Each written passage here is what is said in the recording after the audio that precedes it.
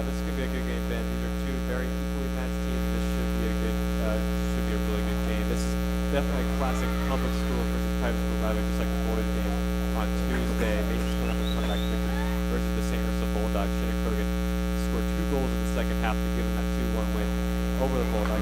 Seton is coming off a dominating victory against Little Miami. The winner could potentially face Centerville. That's the Commons got knocked out with 5 last year. So Mason has a chance tonight to win out and win the district to get back to the Centerville. So they might have a chance to get a rematch against the Spring. And you mentioned Shannon Krogan. That's going to be the biggest thing for the Comets moving forward into this game is get her going. She's hot right now. For both of them, St. Ursula, she also 11 goals. And if you get her going early, they're not being reliable.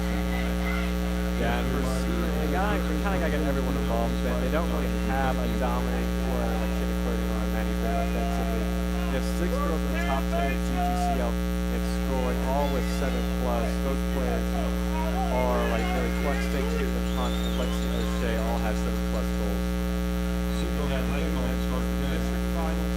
Comets were able to make it this far last year. They can get further in this game. But they got a tough task ahead of them with Seton. And like you said, definitely the Mason player to watch is Shannon Krogan. She got 11 goals, 3 assists, 5th in GTC points. Definitely a big one there for Mason. Star player. Talk about their versatility. Harlan's definitely leading that group. They're stacked, real CCL in terms of points. 11 goals and 10 assists. So she's a key player for them moving forward. We get started with the Mason opening kick. We're underway here with the Comets.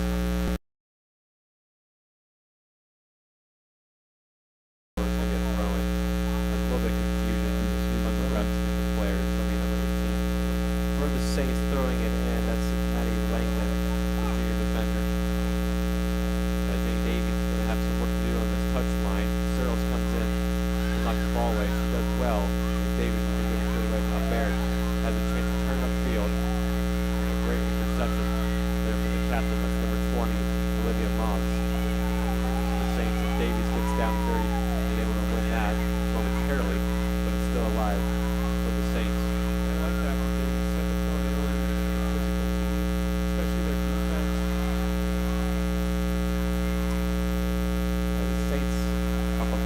Had an opportunity next as well there. Just snuffed out. That was Kenzie Carlin, the sophomore forward who we were just talking about, just had 7+ goals on the year. So the Saints will have a corner kick here just 2 minutes into the first half. With some of these shots, the rain is just coming down here in Hamilton.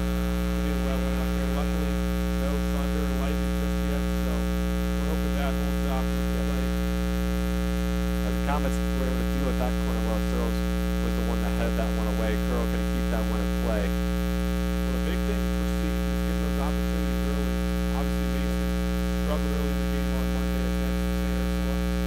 St. Ursula and Seton are two very similar teams, both coming from the same conference. I would say as well, they really got to test Annalise Knight. She's only a freshman in goal for this Comets team, and the goal that the Bulldogs scored, as this play is going to break for Krogan, but the keeper will come out. That's number 99 for the Saints. That is Riley Tarvin, the sophomore keeper. A lot of young players for the Saints team, as Knight has to come out and collect that one. Yeah, young players for the Saints team. A lot of sophomores that have been producing very well for them this year. Yeah, it'll be tough for Knight. Obviously, it's going to be hard physically playing with all these athletes. Like you said, she's in goal, but mentally too for a freshman. To have to deal with that, all that pressure early on in her career. You know, most players don't get started till junior, senior year. Yep. And she made a couple really big saves in that second half, despite the goal maybe being a mistake by her. That looked like a handball to me. Yeah, it looked like the ball didn't go out of bounds yet, and she kind of touched the ball there. But ref says otherwise, but play will quickly resume. As a couple of quick turns there by Rachel again. And Davies once again does well to intercept. And I think Curl's going to be offside if she does get to that, and she is. So a couple of kind of over-the-top balls for the Comets. They just haven't been able to get on the end on one yet. So both teams kind of filling each other out here in these first 5 minutes or so. As this one's let it down. Schaffel couldn't deal with that. It's picked up, and the shot is blocked by Kiefer. That was Kenzie Carley on the shot. And Davies does well to earn a Mason throw-in. Yeah, Kiefer's a crucial part of that Mason defense. They have had some injuries on that defensive front with Amelia Guerin, key center back, going out for them. Shannon Ott down that right wing. Searles as well to interrupt that, as there'll be an attacking throw-in for the Saints. Yeah, like you said, Amelia Guerin's a huge miss for this Comets team, leadership-wise and as a player. As Ott's ball in is headed and cleared away by Hopton. And our couple quick passes, Mason has a chance to break. As Searles trying to find Krogan, once again, just not on the same page there.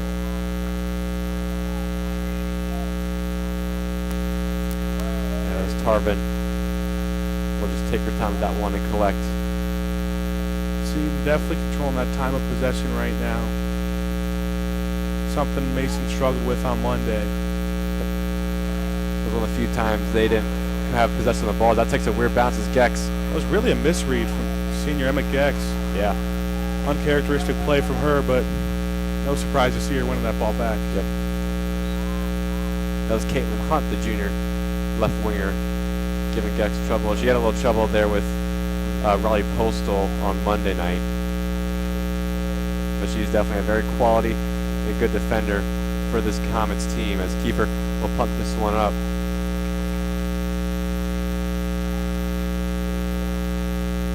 And Hopton clears that curl. Is going to win it, but she does foul number 4 for the Saints.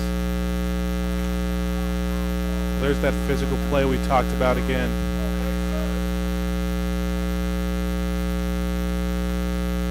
Gex once again clears this one. As Curl and Maine combining a little bit, trying to find out, but that was a good read there by Millie Cluxton. As that ball tries to find Ott, Knight will come off her line to collect that one.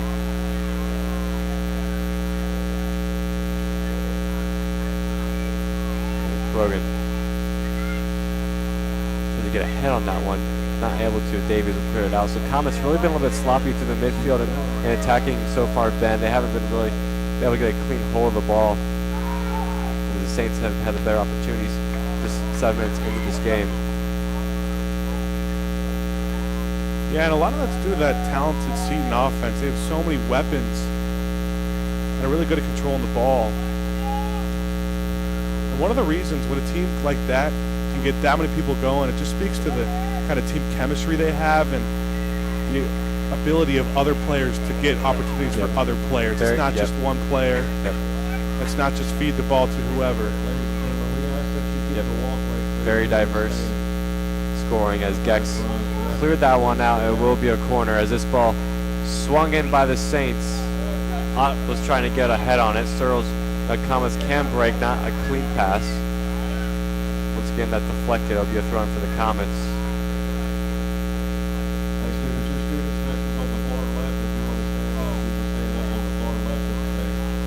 The GMC and the GCL, it feels like when you're getting down to tournament time, in any sport really, guys or girls, you got the GCL South for guys and the GGCL for girls. It feels like you're seeing a lot of those matchups. Yep. 2 best conferences in Cincinnati. Yeah, I would definitely agree. In that Dayton area, you can also throw in the GWalk. They've got a lot of good teams.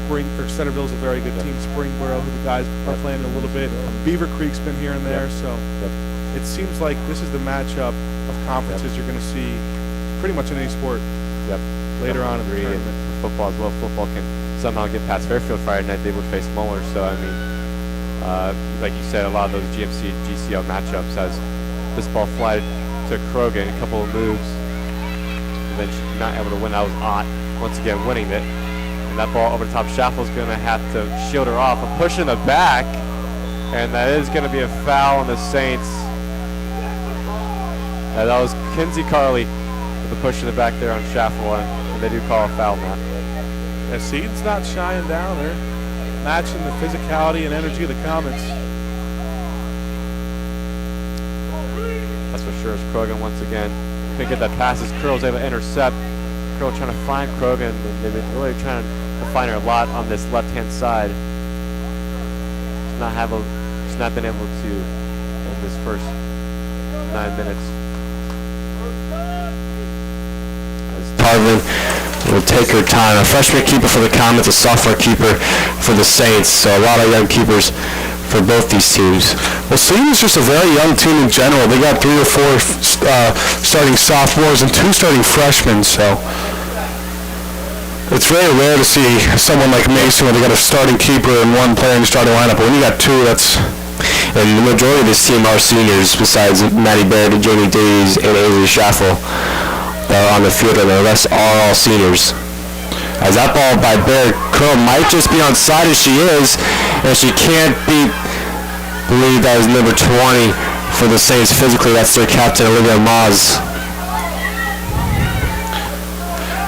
Yeah, and you talk about how there are a lot of seniors on the field right now, but there would be even more if it weren't due to the injuries. Lexi Abel, Amelia Guerin, Kylie Dahlgren, 3 seniors that all would have got significant playing time if they were healthy right now.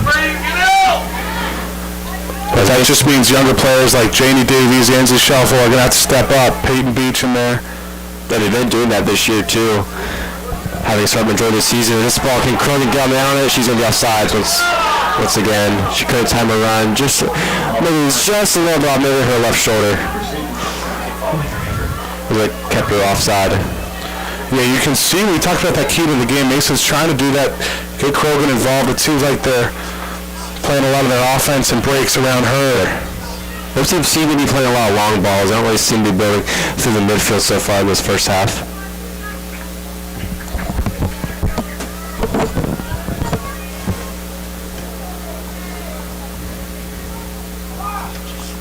Guys, we'll take this one short, but she's not ready for that, as that was Maddie Langdon. Just wasn't prepared for that ball.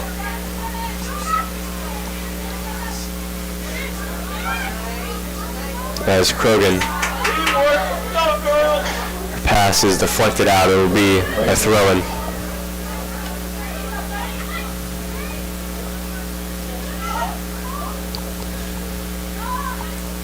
That ball's going to fall to Schaffel. She can't get a clean touch, and Kinsey Carley is going to pounce on this one.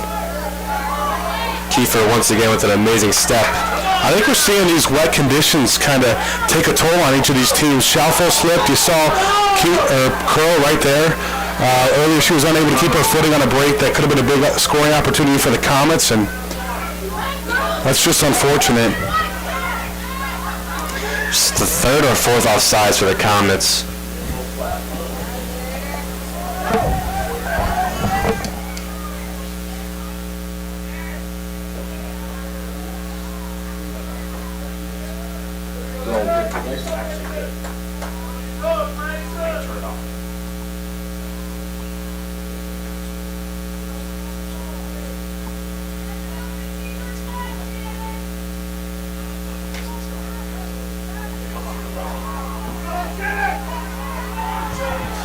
Here you go. Krogan's got the opportunity on the left side.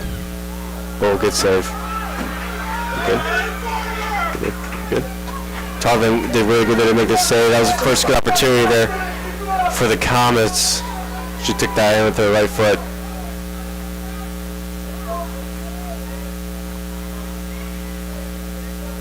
As Hopton's balls just kind of loft to Curl once again as offsides.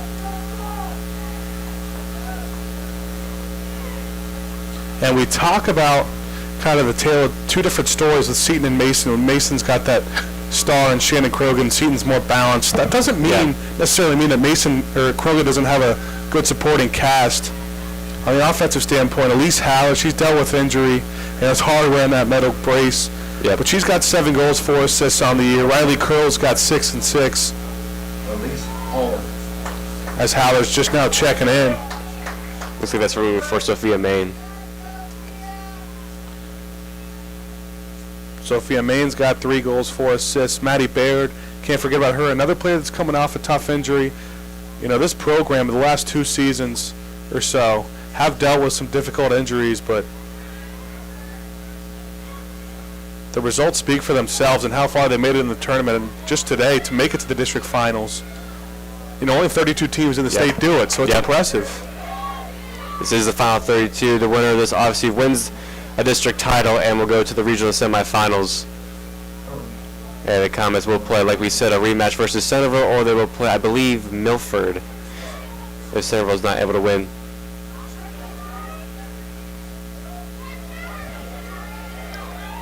As Krogan once again tries to battle there. Nice little move there by Krogan.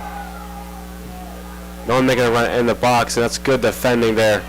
And able to serve a corner, or save a corner. That was Maddie Langdon. Krogan, that's a second or third time that she's been upset about a call from the official. As Davies will find Baird on this. You know, this is a little different pace of play for Krogan. She usually is used to better time of possession. Yeah, definitely agree. As that was Davies, whose left-footed cross just went wide, didn't hit that as clean as she wanted to, as it would be a goal kick for the Saints. As Cyril's bouncing over about 2 Comet players. And Carly's going to run in on Schaffel. What Kiefer's going to do well to snuff that one out. Something that I've noticed, Ben, is their front three's got some speed. Carly, Hunt, and I believe Ott as well. Their front three has a lot of pace. But you talk about the speed of the front three for Seton. The defense for Mason is their speed is something that impresses me as well, because we talked about their physicality earlier, but when you combine that physicality with their speed that they've shown, they've almost been able to match Seton. Yep. As a defense is impressive. Yeah, so like we said, it would be a pretty even game, and it is about over 15 minutes in this first half, still 0-0. But the Saints once again have a good opportunity through Carly. Kinsey, Carly's shot is blocked by Schaffel. She's definitely not been afraid to take a shot at goal. As Saints would have, I believe, the 3rd or 4th corner kick in this first half. As the Saints would be looking to try to get on the board first.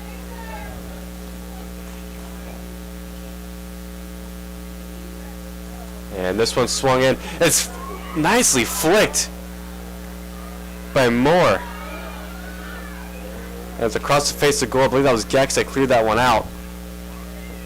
And it'll be thrown in a very dangerous area for the Saints.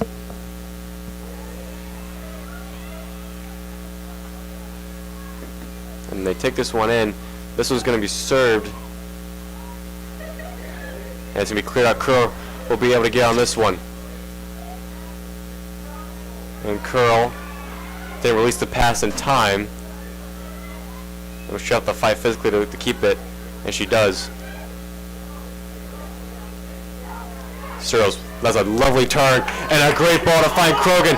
As Krogan's going to be in on goal here. Krogan, on her left foot, shoots, and just wide of that far post. And it was signs of Monday, Ben. She had 2 shots from her left foot in the first half on Monday that went wide. And the same thing happens here. That was a great opportunity for the Comets. Yeah, that was a beautiful save there from Riley Tarvin for the Saints. All she needed was a fingertip on that ball, and that's what she got. They're going to say she didn't tip it, though. It looked from our angle that she did get touched, but it's a goal kick. But if you're Krogan, you got to stay focused. You got to keep your head up.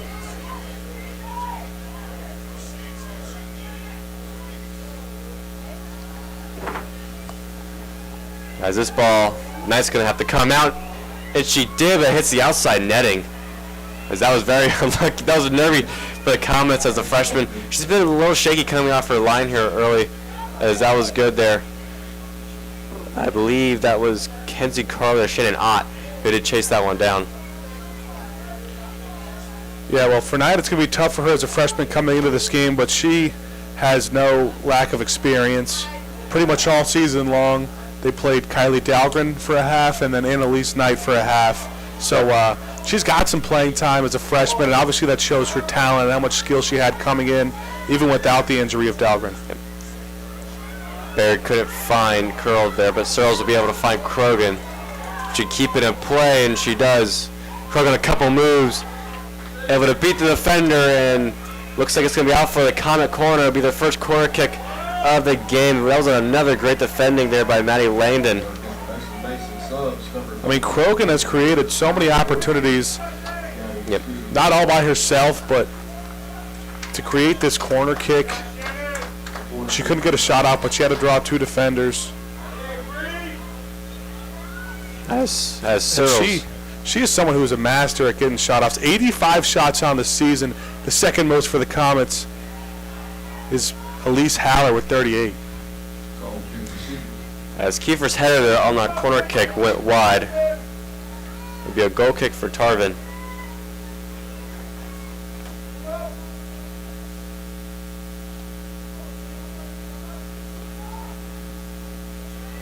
And this one punted up.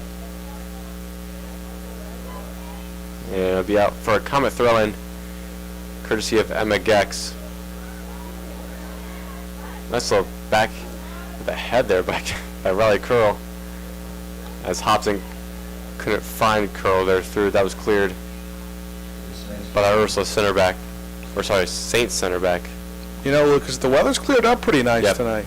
It's not as cold as we've seen the last few days. You're going to see those sweatshirts, but the rain's not coming down as hard. Yep. I mean, it's easy to say for us in the press box. but Yeah, we saw a little mist coming down. It definitely wasn't raining as hard as we thought. But give it time. There's still plenty of time left in this game, and plenty of time for Mother Nature to take its course. As that's Peyton Beach who has came into the game, along with Gabby Spees, as the 2 subs looking to combine. Gabby Spees is someone that a young player they see a lot of potential in. Started out as just a JV swing player, and then second half of the season, after you got those injuries, she's had to step up and get some playing time on varsity. And she's playing crucial minutes here in the playoffs. 0-0 is a score. 19 minutes to go in the first half. Yeah, both teams have been very even. They've been filling each other out. We'll see if any team can get a 1-0 lead, as Curl kind of just collided heads there on that free kick. You don't like to see that. That's always a scary injury, those head-to-head ones, and she's in pain. Yeah, it looks like her, I believe that was number 5 as well. Rachel again, they both came up for a header, so she'll be down here momentarily. We'll hope she's all right. As like you said, those scary injuries are definitely the ones that are concerning the head and neck area.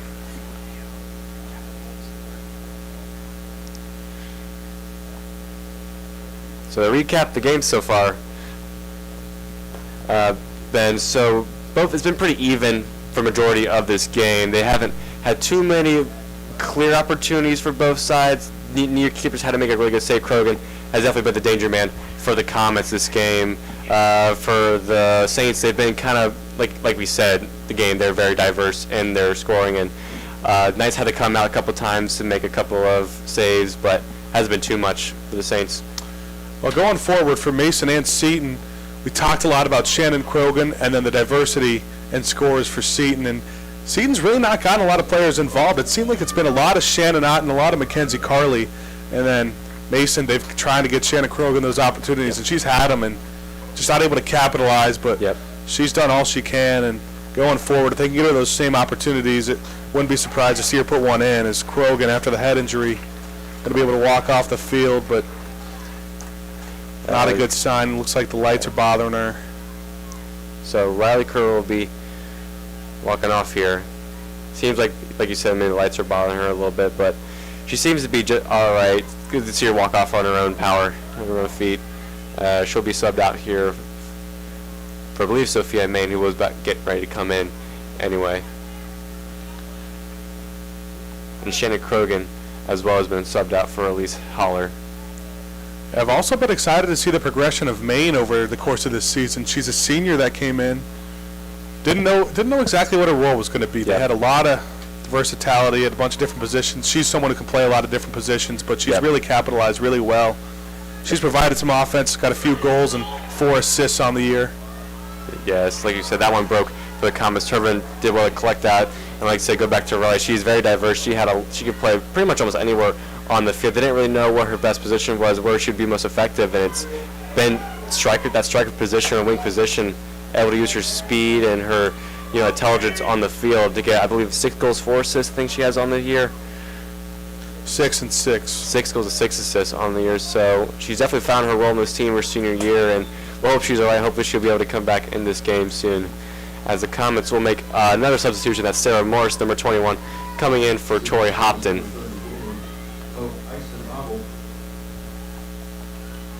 Morris, another one of those players, came in as a senior, and because they have so many seniors and a few young talented players, some of those seniors weren't going to get those opportunities. And as the year progressed, she definitely earned her spots when she got in. And another player that's playing some crucial moments here with 17 minutes to go in the first half. Searles does excellent there to intercept kind of Elise Howler. She does, and that pass just too strong as Maddie Baird was in stride there on that right wing, but I think the flag did go up for offside.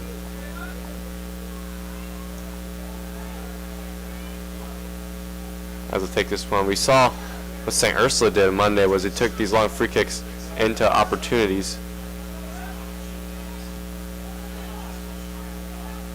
And that one's going to take a weird bounce. Gex has to be alert, and she does, and it's going to be a goal kick for the Comets. As both teams kind of like to do that. They like to try those long free kicks from midfield if there's a foul or an offside call. Try to see if they can get a lucky bounce go their way. Well, it didn't seem like a big play, but Gex just put on a perfect show of what that combination of speed and physicality can do, holding off Ott, I think it was. Saving it from being a corner kick potentially. As Howard couldn't control that in the midfield, this is picked up by Ott. And this one's going to deflect. This is going to fall.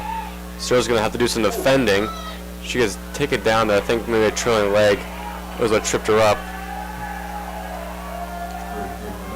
Seton fans aren't happy about that one, but it did look like there was some upper body movement. As Kiefer will send this one. And a little bit of game of head ball there. There's about 4 or 5 players had a header as they once again try a long ball. Otts has a lot of speed, and Chef, I think that was actually Peyton Beach that had to clear that one away. Knight did well there to come off her line. She didn't hesitate that time and came off. But Ott was just using her speed. Well, that split second could have been the difference if she were to hesitate. Yep. Definitely. So we can definitely see she's learning just from this one game as a freshman. Yep. Every game is just more experience and just get better and better every game. As the Saints have the chance here to Shannon Ott, a left-footed cross, maybe it was actually a shot, and it curled just wide of that far post. As the rain's starting to come down a little bit more here in Hamilton. Once again, we're just lucky we're here in the press box, not getting any of that. I'm pretty warm, Ben. I don't know about you. Hey, it's warm in here. It's nice. It's we're laid back, just chilling in here. It's got a nice heat. Hamilton's accommodated us pretty well. Yep. We were here for football. They're awesome. Gave us some Raising Cane's chicken fingers last Friday. You know I was happy about that one. So that sounds really good right about now. It does. It does. This ball was looking to find Carly. Schaffel had to clear that one away. And that one was just kind of taken down a little bit weird from the Saints. It's still alive. Krogan's back into the game defensively, and Morris does very well to win that. Here's Searles. Searles. Oh, what a great ball at Krogan. A touch and stride. Krogan can be in here. Great track back. by number 13. That was Sophia Roble. Krogan's unhappy about something. I don't blame her. There was a lot of contact from the back. Yeah, She was chasing down. definitely agree. But she was in a 1v3 situation there. And on goal, as Roble did really well there, just to snuff that one out. Now the Saints have an attack of their own. A shot there that bounces off a beach. It's not cleared well by Searles. Still alive, swung in by Hunt, and that's going to be wide. Playing the other kind of football, that might have just been 3 points, but I it would goes say wide. 3 points for Seton. That's not till tomorrow night. It's got a big 8 versus 9 seed matchup at Fairfield. Make sure to tune into that one. Tomorrow coverage starting at 6:50 p.m. Andrew Little and I are going to be on the call. And Saturday night, we got the boys' district final versus Springboro. That's at Princeton High School. That game's at 7 p.m. as well. But we'll start early, probably around 6:50. Like you said, I believe me and Neil will be on the call for that, but we shall see. You know what, hopefully these 2 games aren't the last 2 ones we call. Hopefully these comments can extend the playoffs a little bit. Got a good run going for Mason, both girls and boys. And this is the first match, you see, you know you're getting far when it's the first matchup, Mason seeing a better seeded team. Yep. Mason boys won't see that until next week if they're able to win Saturday, but Yep. Both teams last year were able to win districts. They both went out to Centerville in the regional semifinals, so we'll see if they can both win districts again, as Krogan will get on this one as well. She kind of just threw her body there, try to save that play, as Baird will try to keep this one alive. I think Krogan wanted to foul again there, but like you said, she just threw her body out there, so. Maine with a good touch. Krogan trying to keep it. Nice little move there by Krogan. Trying to get on her left foot. Nice little cut here by Krogan. That shot is blocked. It's still alive for the Comets. And then Hermeyer is going to clear that away initially. It's going to fall. Oh, and then offsides. I think Haller and Baird were both offside there, so I don't think it mattered who touched that. There was a collision there, too, between Baird and Haller, who was going to take that ball, but I think Haller realized before Baird that the offside had been called.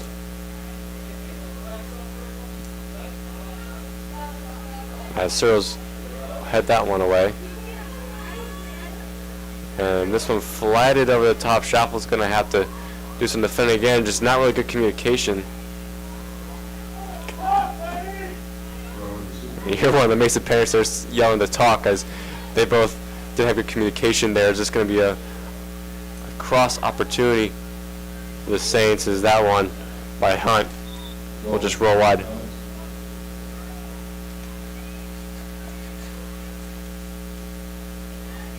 Seton's offense has been very static.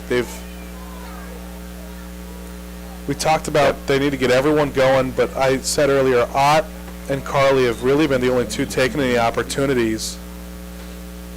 And we talked about how not everyone can score, but everyone can create opportunities for everyone. Yep. And we're really not seeing that early for Seton.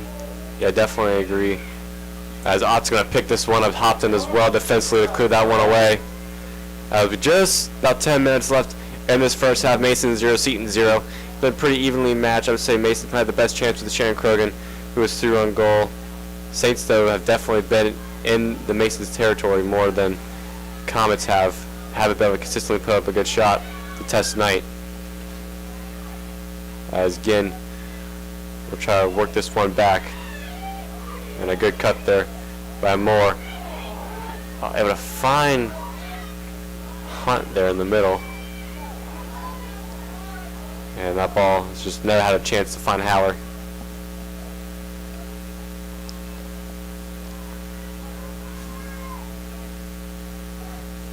And Tarvin will punt this one up.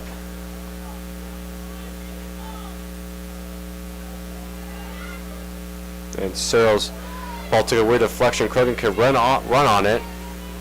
She did the passes one back. Tarvin, but once again cleared away. I'll tell you, Tarvin and Knight don't look like a sophomore and a freshman. They both look very comfortable in the box. And especially as of the last few minutes. With only under 10 minutes left to go in the first half. No score yet. a lot of that due to the two goalies. I don't think Mason technically has a shot on goal. I know we talked about, Yeah. we thought there was a deflection. Yeah, they had a shot that just went Target. wide, but yeah, like you said, no shot on goal just yet. I don't think Seton's had a shot on goal either. Like we said, they had just a couple passes and opportunities that Knight's done well to come off her line, but nothing clean to test the goal yet. I think that speaks to the defense of both teams. We saw overtime on Tuesday for the boys versus LaSalle. Eric Winterhalter did well. Just a minute in overtime to give Mason a 3-2 win over LaSalle. They're down 2-0 in that game, came back, win 3-2. I lost my voice and lost my mind, but it was a good game, and glad the comments are moving on. Yeah, impressive from Winterhalter. He wasn't supposed to play that game, Yep. coming off an injury, but there was a little trouble brewing Yep. for the Comets, and he wanted to step up, able to get the game-winning goal in overtime. Predominantly, he was a center back, and he still is, just putting a shift out forward, and he got his first varsity goal in the most crucial time. Schaffel's going to have to do some defending there. That was a decent opportunity. Bears going to want to clear it away.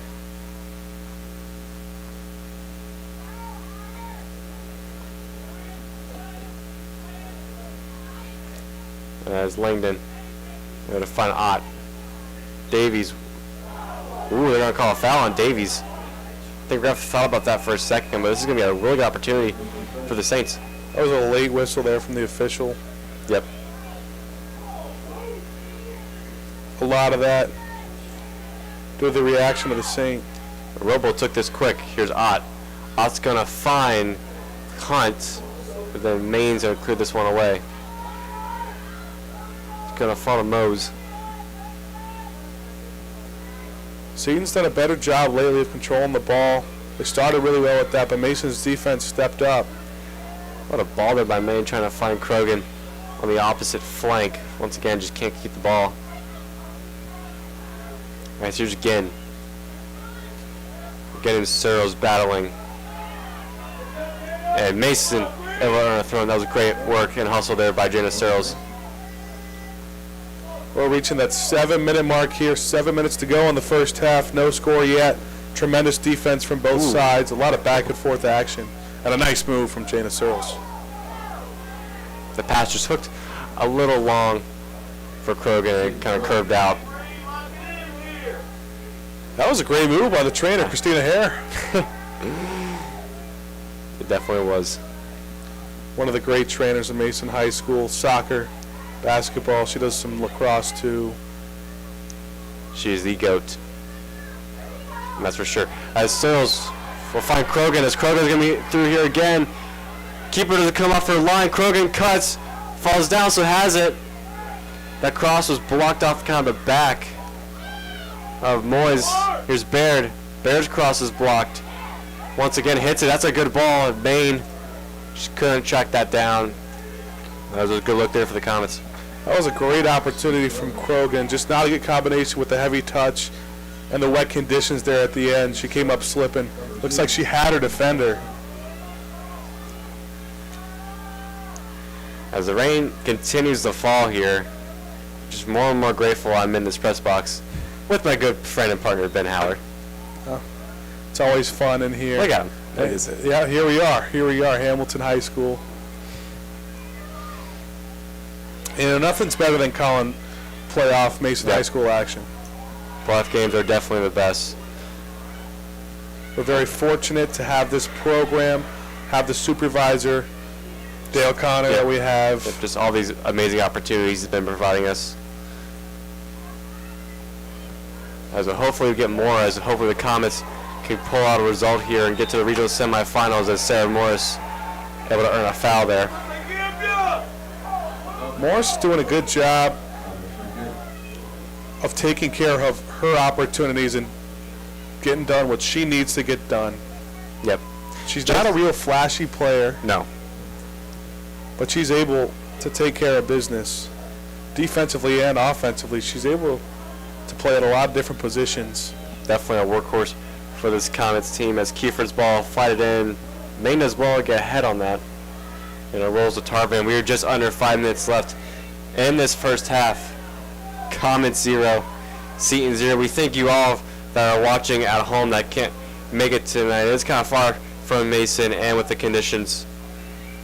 So we appreciate all the listeners tuning in as Schaffel can't deal with that. Kenzie Carley, or excuse me, Shannon Ott with the shot. That's the first shot on goal for the Saints in this first half. Good save there by Knight.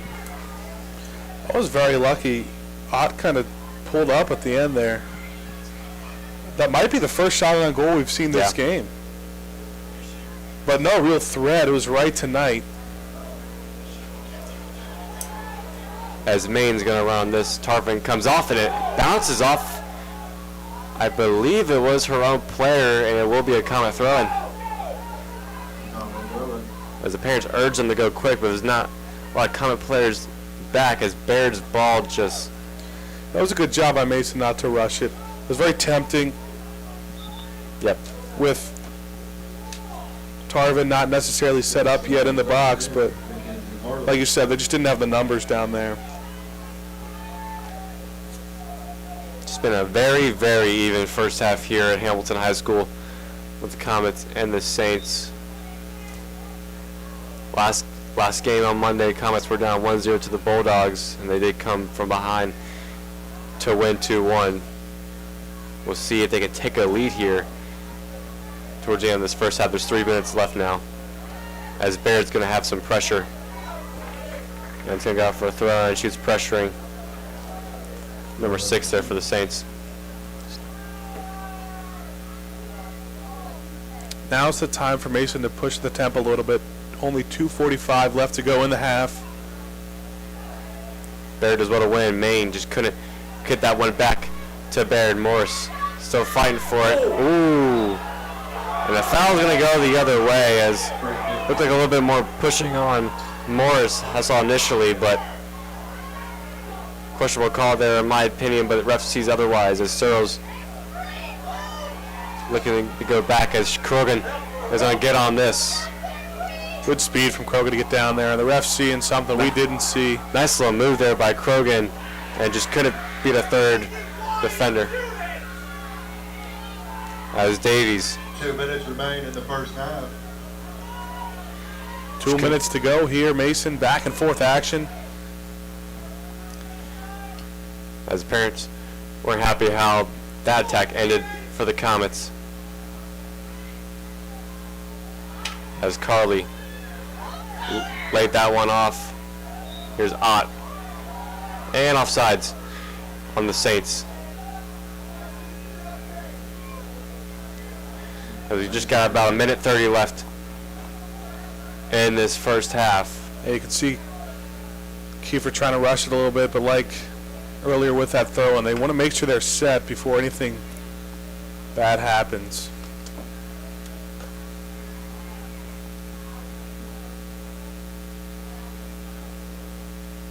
That one's just going to bounce out for Beach. Now we are down to a minute. 1 minute remains in the first half. As both teams just very even. Kind of like a boxing match when the first couple rounds both fighters kind of see each other out. Can't really think of a fight on top of my head, Ben. I don't know if you have one.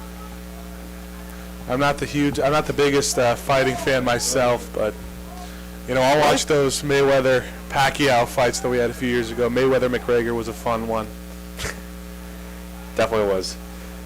The Comets will have a throw deep of their own with 30 seconds left. It'll be very hard to get an opportunity towards the end of this first half.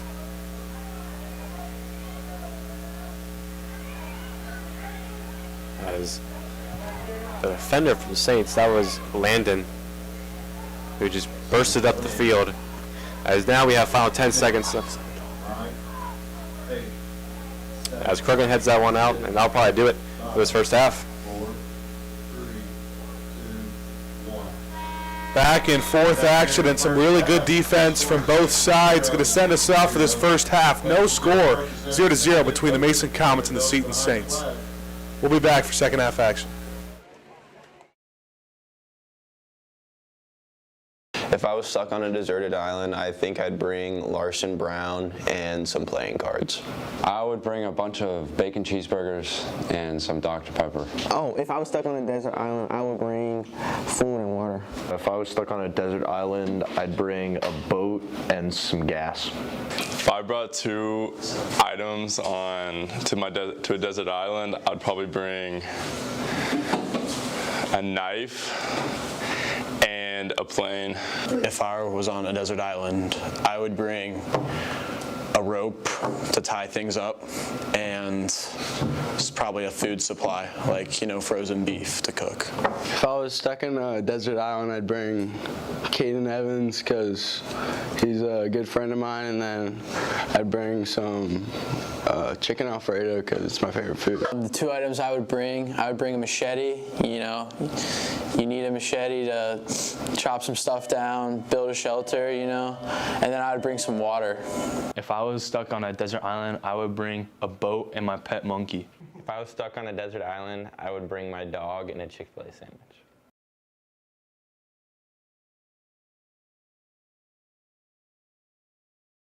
If I could be any animal, I'd probably be a panther because Black Panther is my favorite movie.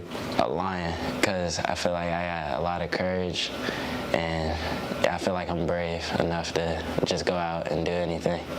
I would compare myself to a cheetah because I'm super fast. If I compare myself to any animal, I'll compare myself to a cheetah because I'm fast. If I could be any animal, I'd be a polar bear because I'm hairy and I like to be in the cold. If I could compare myself with any animal, I would be a lion because they're just a good animal. If I could compare myself to any animal, I would say a lion, So they like to chill out and do their thing, but if they have to go do something, they'll do it. If I was gonna be an animal, it would be a monkey because you're smart, and I'm pretty smart. If I could be any animal, I would be a capybara because that's my favorite animal.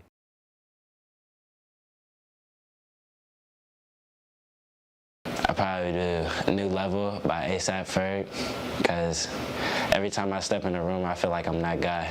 I would do Hurricane by Bridget Medler. If any song would play when I walk in a room, I think it'd be Way Too Sexy by Drake and Future. If a song played anytime, Wrong Wave, Time Seals. If any song played when I walked in the room, it'd be 7 Years by Lucas Graham. If there was a song that played every time I came into the room, it'd be Sexy and I Know It by LMFAO. If I were to play a song when I walked in a room, it would be a Travis Scott song. If a song played every time I entered a room, I'd pick Senseless by Kodak Black. If a song played every time I entered a room, it'd be anything Polo G. If I entered a room and a song played, it would be Pump It Up. If a song played every time I walked into a room, it would be The City Is Ours by Big Time Rush.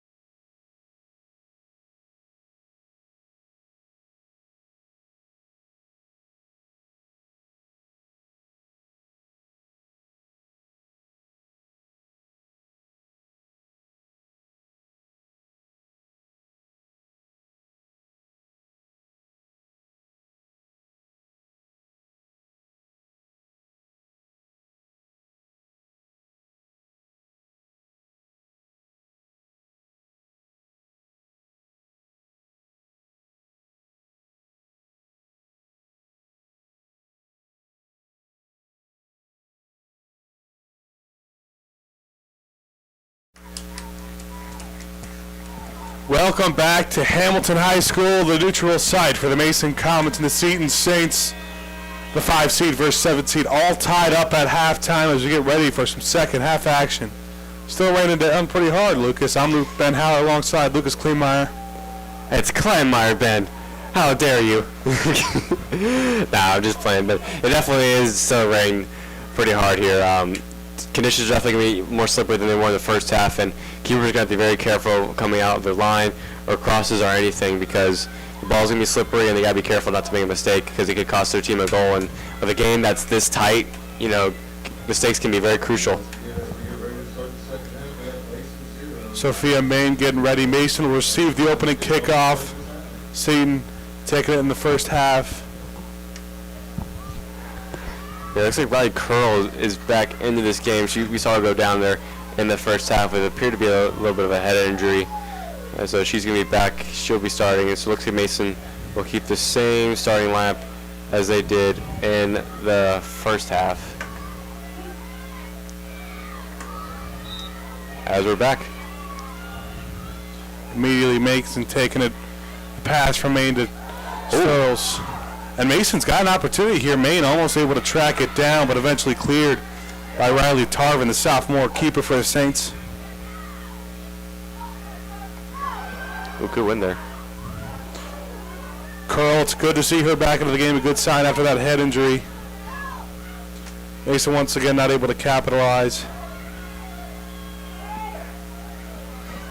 Good read there by Hopton, just couldn't find a pass there.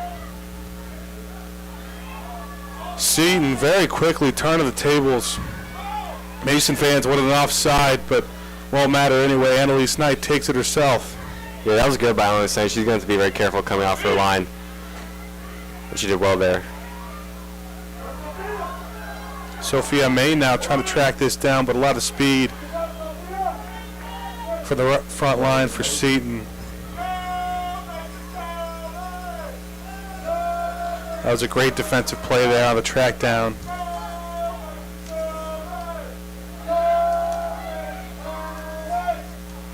Crow did well there to block that one. Comets seem to be just trying to possess the ball more than they did in the first half. Trying not to play kind of highway one ball to Krogan every time. It looks like the Saints are going to have an opportunity to break here. Trying to find it inside, dancing around, is Kenzie Carley, the star forward for the Saints.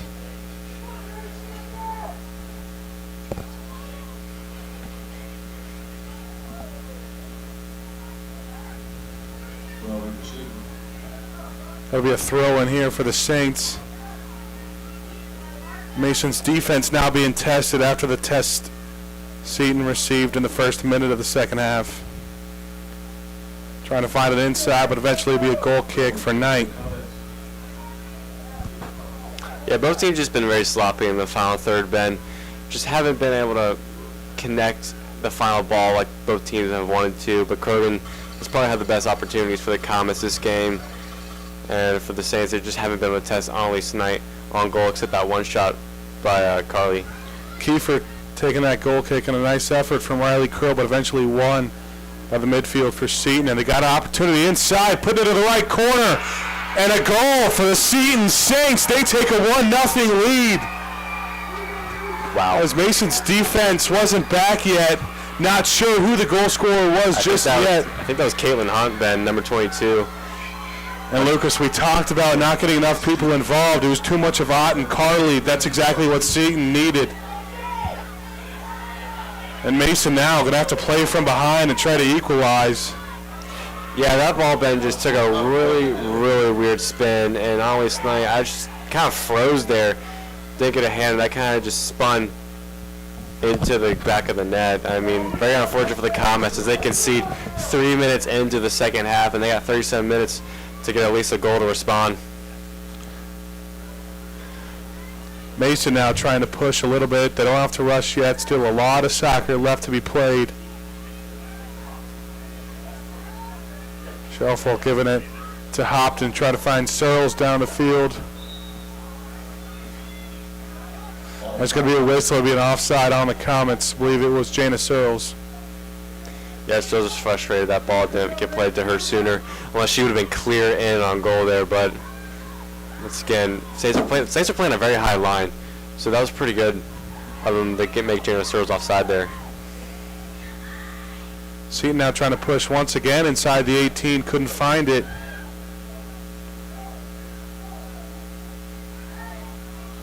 Nice little passing there for the Comets for Curl, Baird, and Gex all passing down there in their corner, so Maine's going to have to chase this one.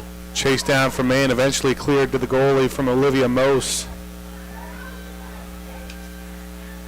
And Tarvin's able to get it out quickly. Down the sideline, Seton trying to beat Shalfol. Shalfol's there, and Annalise coming off her line. It'll go out of bounds. That was very, Wait the call. I think it's going to be a corner kick. A corner for Seton, yeah. That's very, very sloppy there for the Comets. Schaffel and Knight kind of run into each other. And I believe that was Caitlin Hunt, or it was either Caitlin Hunt or Shannon out there on that wing. That was just kind of almost outpaced Schaffel there towards the end, and then just bounced off them, and then they get a corner kick and have a very good chance to make it 2-0. It'll be Kenzie Carley to take the corner for the Saints. Cross high. Mason got the initial head on it, and Maine tracking down, losing her footing. And it's going to be a foul called on Seton. I didn't think there was a lot of contact there. Yeah, kind of just tangle of legs.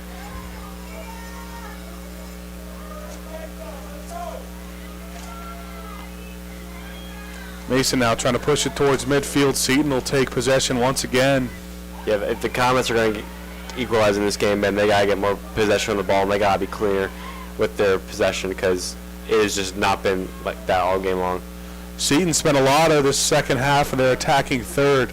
That's when it started. We thought it'd be a kind of a change of the tides after Mason had 2 scoring opportunities within the first minute of the second half.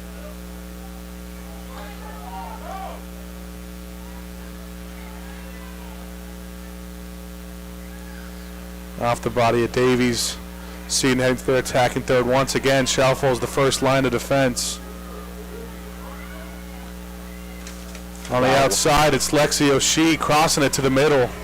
And a nice job by Mason's defense once again to get it out. Jana Searles get it down the line to Krogan. This is a very good opportunity here for the Comets to attack. Cross field, across and over the center circle. Maine had an opportunity, but just a little too heavy on that one. Tarvin's able to clear. A lot of contact in the middle. Going to be a foul on Jana Searles. Take that one quick. Wow. Kind of caught the Comets off guard there. Caught me off guard too. I looked down at my paper and saw they're getting going, but a decent look. Annalise Knight has no problem with it. She'll boot it away. Lexi O'Shea is going to take a deep one. Nothing doing there. Yeah, for the Comets, you're hoping Krogan can maybe pull through here, their star player. She did this Monday. They gave the Comets a win, but maybe Maddie Baird or someone else can get the Comets an equalizing goal. This was the exact same score we saw in the sectional finals when they were playing St. Ursula. St. Ursula, the GGCL opponent, had a 1-0 lead. Maddie Baird not happy with the call. She thought it was a foul on the Saints. Or thought it was a card. Yeah, I think she was asking for a yellow card there. They'll get the foul at least and a free kick. Maddie Baird, multi-sport junior for the Comets. Just about 27-yard line, I think, from our view here. This is a pretty good opportunity for the Comets. Baird's been very good on these free kicks this season. She'll serve it up, and no one's there. Seton's defense able to hold off the Comets. It'll end up being another goal kick for Riley Tarvin, sophomore for the Saints, who's had a beautiful game so far. Yeah, she has. She's been very smart. It's very good to see both keepers have really good soccer IQ, and they're very smart in their play. Both maybe still a little hesitant coming off their line, but both very good, successful keepers. This Krogan's going to be through here. Krogan tried to get at the defense from Samantha Ruff. She was just a step quicker. Corner kick for the Comets. But they're going to say he was out of bounds first, so Mason's going to get an opportunity here with the corner kick. Most likely going to be taken by the senior Jana Searles.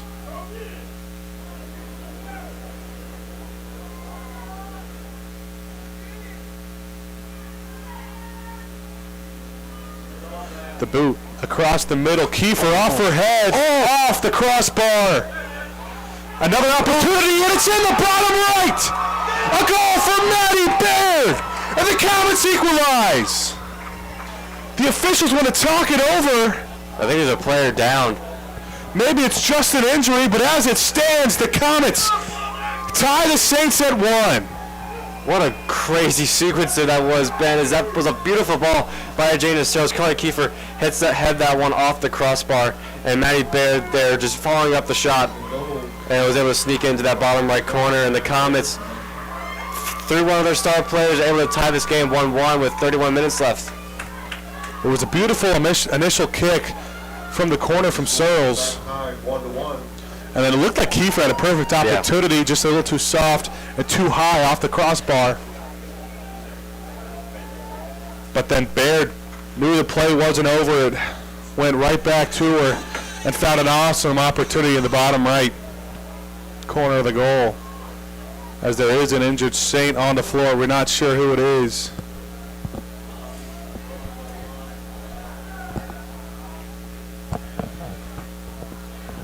But only 7 minutes after the goal from the Saints.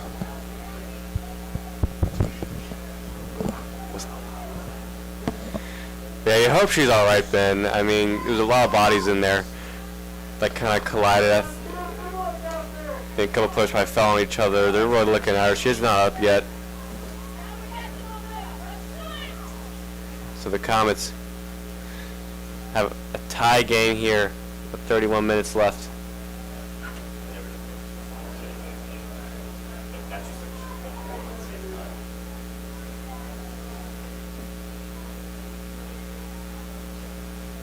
About 9 minutes into the second half. We're all knotted up in 1. It's tough to see an injury after a play like that. It just kills the momentum for Saints.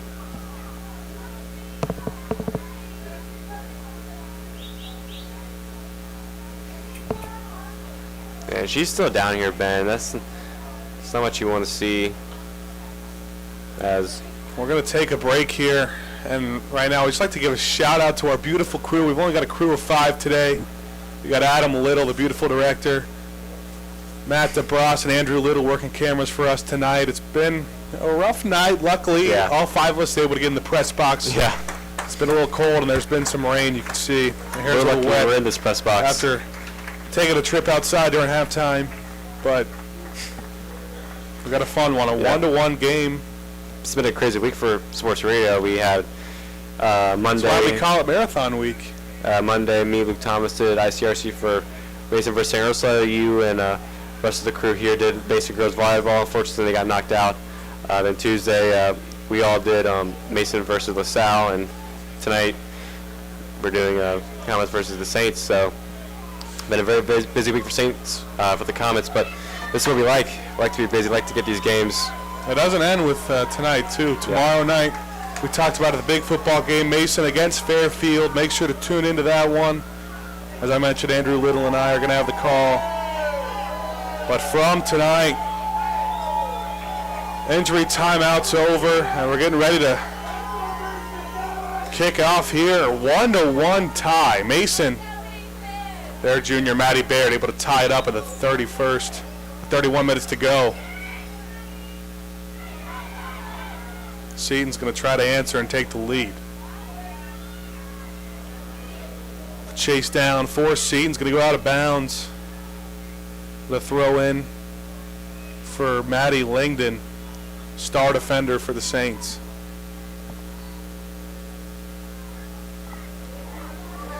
Yeah, and she was able to get off there. She had to get helped off, but it was good to see her get off the field.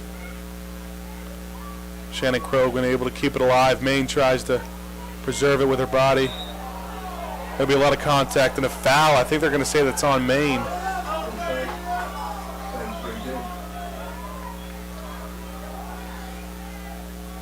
It'll be a free kick for the Saints. It'll be Megan Tressler to take it. Go off to center circle, but a nice header by Maddie Baird, and Maine's got an opportunity now. Oh, there's some contact, and they're going to say that was a push-off on Sophia Maine. We've seen a couple of those calls, and I'm starting to question it a little bit. You know, maybe one or two of those we just didn't see. We had a different angle, but I think that's the fourth one we've seen where a Comet player has ended up on the ground. They've called that foul on. Yeah, I would wonder if it's probably they're calling a push in the back. The ref kind of signaled there for kind of a push-off, but I didn't see anything, and I thought, if anything, that she was the one getting pushed. I mean, she ended up on the ground, and as you know, it's not always the case. The one who's ended up on the ground is the one who's the victim of the foul, but we've seen that a lot tonight. Seton trying to push now. Kiefer able to clear. Ball still alive in the attacking third, heading out to the wing for the Saints. Nice play by Davies. Curl pushing now. Going to be a throw in for Mason. Throw it for the Comets.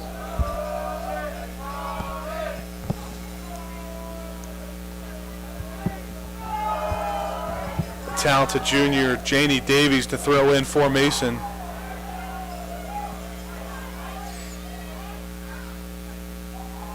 Yeah, we'll see. It'll be very interesting to see what the Saints' response is in the second game with that goal. One of their teammates goes down injured. As they're on the attack right now, but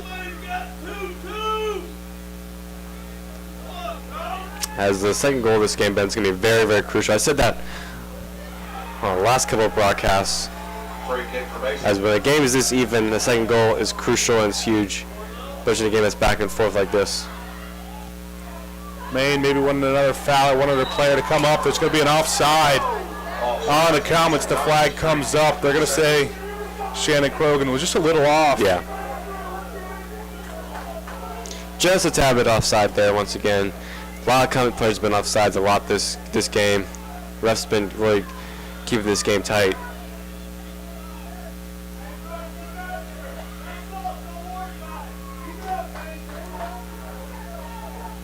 Ready to take the free kick. Olivia Most for the Saints. An ice ball all the way down to the right wing for Seton. But Baird's able to clear, and Krogan on the right side. Wasn't a foot race, but Tarvin was able to get it before she got there. And a throw in here coming for Seton. Ooh, oh. If Shannon just continued her run there, I know she was jogging back, but that hit off of number 15 for the Saints, and she could have been through there since they last hit off of her. Trying to get it towards midfield. Janie Davies coming all the way up for the Comets. Mason's defense has been playing up a lot more recently. And a nice ball by Curl. Yeah, Maine's onside. And Maine's got there. She's got Krogan with her as well. The shot, a nice save, ball still alive. A nice job by Tarvin. She's able to get up and get on goal. Yeah, what a save there by Tarvin. And a nice play and a win there from Seton's defense. Searles is onside. They're going to say she was onside. She's all by herself. Oh my goodness, what an opportunity. To Tarvin once again. Jana Searles that time. So a lot of Mason getting, a lot of Comets getting involved and the opportunities. Wow. That was a play by Janie Davies. Going to be a throw in for Seton. I think Searles thought she was offside. I think that's why I think she stopped maybe for half a second. But what an opportunity was. The Comets could easily be 2-1 for Mason with Maine's shot and that opportunity there by Searles. You know, on a break like that, hesitating for just half a second could be the difference. A whistle in the ball heading Mason's way. Mason try to hurry. Maine's trying to get it inside the 18. Oh, wow. Just a flow right to Tarvin. I thought there was a little more air on that. That looked good for me. Long ball into the top left corner, but Tarvin's there. She's been great all game. Got a nice ball by Gex.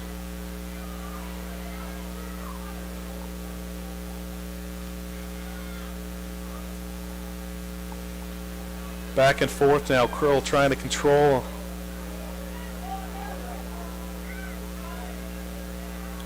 A lot of contact, and no one's there. Sophia Maywood's kind of frustrated. That was Krogan who was supposed to come up and take that ball, and Seton's got an opportunity here.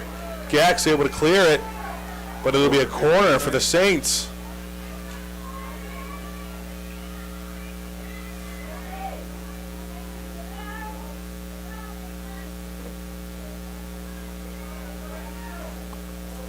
Yeah, this will be a very dangerous opportunity here for the Saints. It's going to be Katie Byrne taking the corner for Seton across the middle. That's how Mason scored their last goal.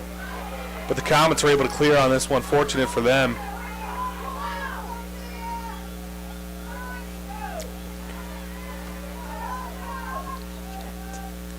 Taking it down the right sideline. A nice slide there from Curl. Baird is playing with a lot of confidence after that equalizing goal.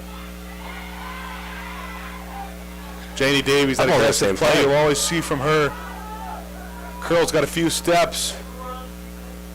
Going to slow it down to keep control. Sophia Main going to take a shot from all the way outside of the box.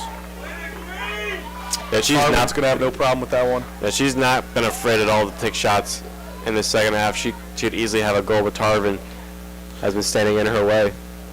Well, I think there's been a lot of timidness from the Comets offense after they tied. The sense of urgency kind of, oh my goodness, was lacking. But Seton's got an opportunity now off the foot. That was Carly, I think. And luckily, Emma Gex is able to get there before any Saint does and clear for a throw-in. Yeah, that was a very, very dangerous opportunity there for the Saints. That was Kenzie Carly, just got that wrong angle there, Schaffel, then across took a weird deflection. That could have easily been 2-1 to Seton if Caitlin Hunt or Shannon Ott was there to put that one home.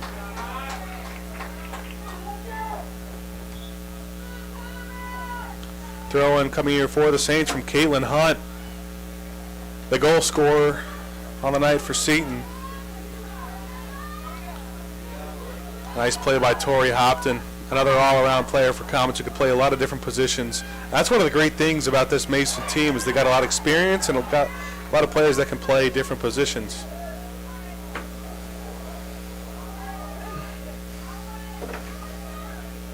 And Tarvin's going to take it here. No problem for her.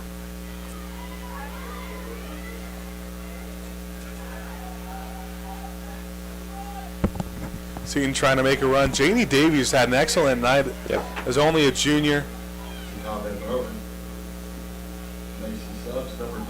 It's going to be a couple subs for Mason, and just as we're talking about Davies, she's going to head off the field for her fellow junior defender, Peyton Beach.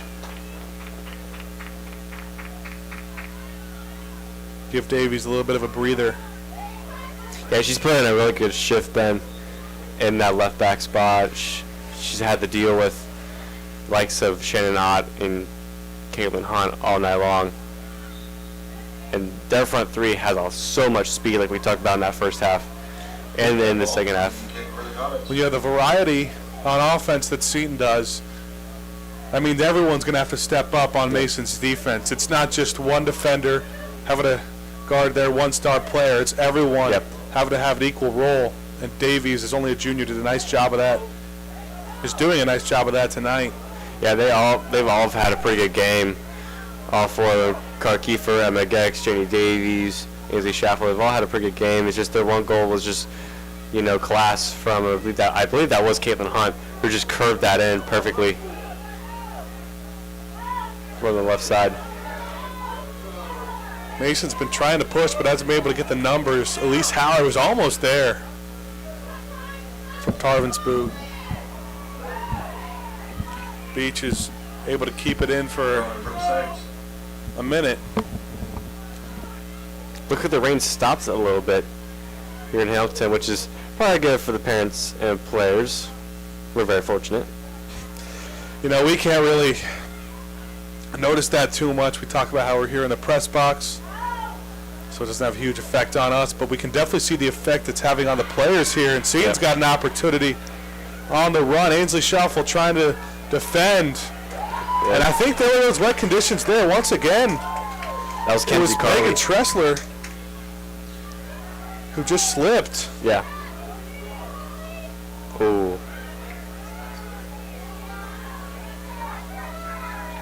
So 1-1 is still your score. Under 20 minutes to go in second half here. Lucas, maybe some overtime. We saw some overtime in the boys game. Ooh, a lot of bodies there falling. And a shot taken. Deflection from the Comets, and this one's going to be way off goal. Knight will take it anyway with her hands, but... Yeah. Yeah, we could see some overtime. We had that on Tuesday. Me and Amelia Guerin had the call for that on one of the crazy games, so this is very likely with the way this game is going. We got just 19 minutes left in this second half. Mason won and Seton won. Both teams are very, very even, and both teams have a couple good goals. We'll see if which star player will step up and which player will be the difference in the second half. You know, we're also going to see what kind of pace both these teams play for. Is there going to be a little more sense of urgency, or are they both content with taking it to overtime? Ooh. A rainbow. I love, that's a perfect way to describe that shot. From almost towards center circle. I think both these teams have been playing with a lot of urgency this game, which is very impressive. So, I mean, I would be surprised if that drops off, especially when it gets towards in the second half, as Knight's going to have to do some work off her line there. Almost a scary situation there for Knight. She's able to corral it, but yeah, I think I see when you don't see a lack of urgency, a lot of times it's from two outmatched teams. As there's a foul, and we're most likely going to see a card here with a stoppage of play. Oh, man, that's Carly It's going to be a yellow card on a star defender for the Comets, Carly Kiefer. So Davies would come back in for Kiefer. You don't ever see her get subbed out. So that's a big. I got to say, all the soccer games I've seen, all the Mason soccer games I've seen this year, I don't think I've seen Carly Kiefer on the bench a whole lot. Definitely not. And there's a reason for that. She's the Anderson University commit. I mean, Shannon Ott, this is a very, very, very good spot for Shannon Ott. This is a perfect opportunity for her to get a second goal.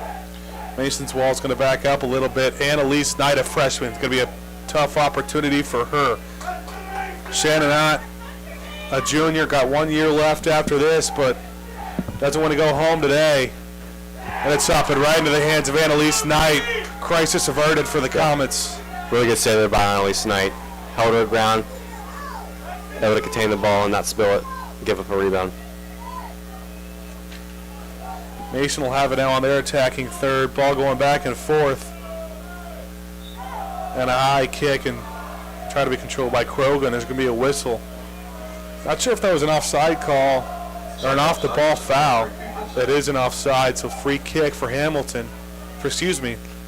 Seton.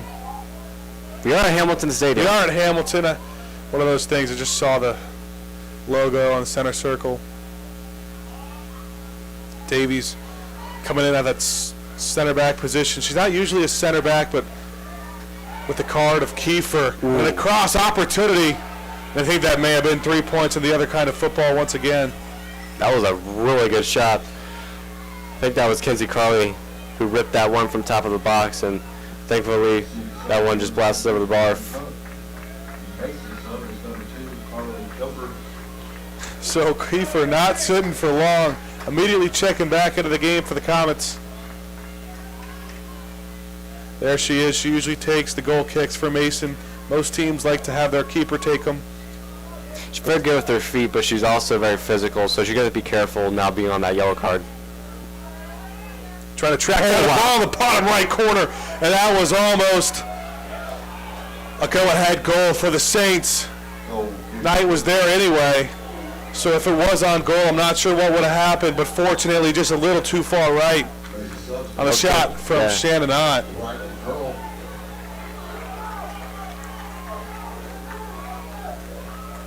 Yeah, the Saints are starting to feel themselves a little bit here in these last couple minutes or so.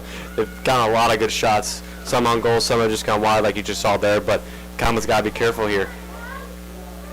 Riley Curl checks in now for Mason. Excuse me, should be checking out. Sarah Morris coming in. Senior for senior substitution.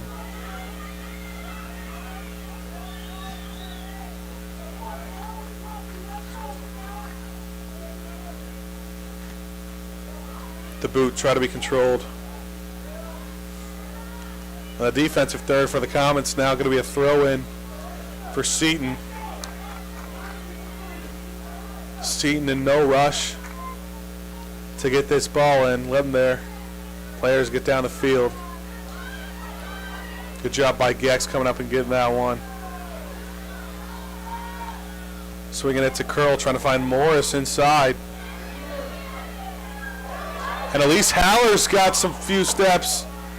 Going to be taken from behind. She just couldn't control that one cleanly there. Unless if she was able to, she would have been in on goal.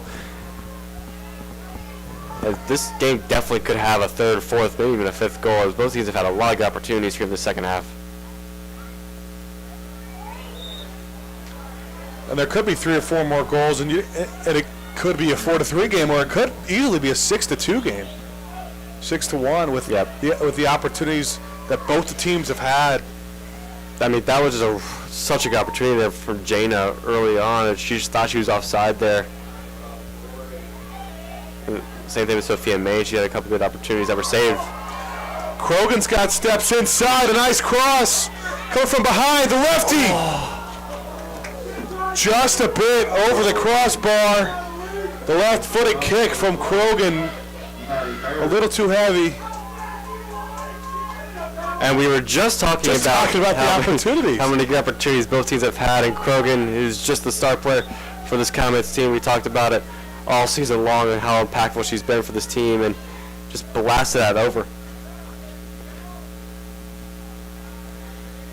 Very unlucky, but both teams have a lot of opportunities. Curls through. But it's eventually clear, but flag went out again for offside. She's been offside about 5 or 6 times this game. But it wouldn't matter if the Comets do earn a throw-in. Elise Haller going to throw in from the track. Mason's not a team that loves to do those deep throw-ins.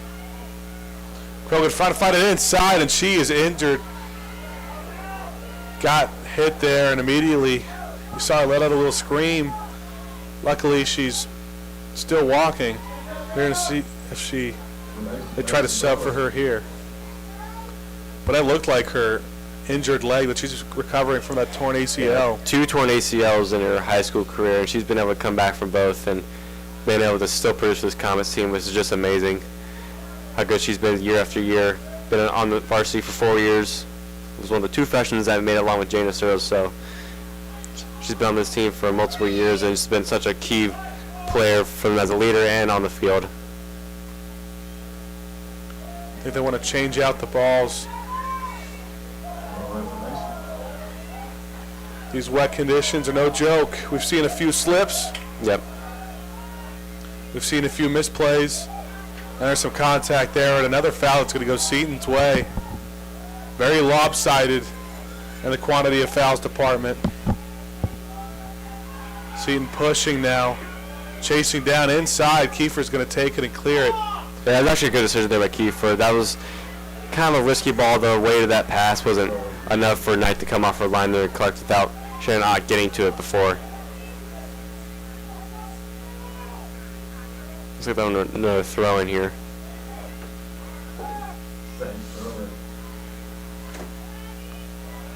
A nice battle for it. Not able to be won by Shannon Ott for Seton. Maddie Baird trying to fight Elise Haller down the right side, but a nice defensive play made by Maddie Langdon. She's been everywhere defensively for Seton today. Got about 11 minutes, 30 seconds left in this game. Oh! There's some contact and a call. Looks like it might be a card. Stoppage of play. Is it a card? Be a card, I believe. It's a yellow card, and thankfully that's on Seton. I thought it was going to be on the Comets. Ainsley Shalfo at first. Yeah, ref didn't point to the spot, so wasn't a PK, as see Carly talking to Almis a little bit about coming off her line probably. Talking to the whole defense. Even talking to the forward, Maddie Baird here. Or excuse me, that's Schaufel. Yeah, I think it was probably due for one of the front three to get a yellow card. They've been pushing a lot for most of the game. It's been kind of even, both teams kind of pushing, but they finally get called for it, and it definitely is a yellow card. So you can see the rain still coming down here at Hamilton High School. Only cleared up once, from what I've known. Baird the left foot, a nice job to control, and Krogan's going to try to track it down the left side here. She's through. She was on and tried to find Haller across the middle, but just a little too far and out in front. And that was a really good opportunity for Mason. They were in a 3v2 opportunity. The Comets could take advantage. Another stoppage of play. Officials come over to talk to the coach, and wow, it's going to be a red card. Goodness. A yellow and then a red issued. That's the assistant coach, the head coach, LaRussa, for Seton. Oh my to be able to gosh. stay, but that's a red card for an assistant Seton coach. Yeah, Ben, we haven't called many soccer games together, but the games we have called, we've seen some crazy action. We've seen a couple red cards. We've seen a few cards that are, maybe it's the combination of our. Wow. I mean, we don't know what he said or anything, but the ref was very quick to make that decision. He had no hesitation. We were just confused. He stopped play. Yeah. There's nothing really in the action that was relevant to stopping play. And heads over to the sideline. And that's going to be the day for a Seton assistant coach.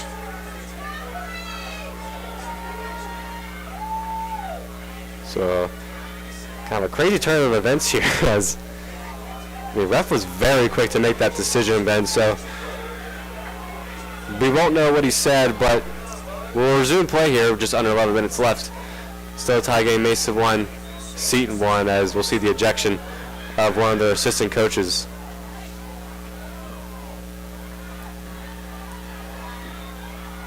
Mason's going to start here.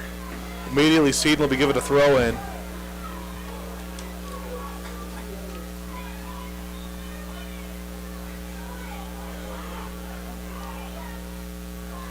It'll be taken towards midfield. Peyton Beach trying to come up for it. Baird has it now, trying to lead Krogan again. Krogan Haller on a run. Excuse me, Elise Haller. Just a little wide left for Haller. Another tally in the opportunity department for Mason. I mean, that was a really good interception there by Baird in the midfield, and she was able to play Haller through. And she was able to use a little bit of her speed. Good shot. I thought it took a deflection from first view, but it just went over the bar.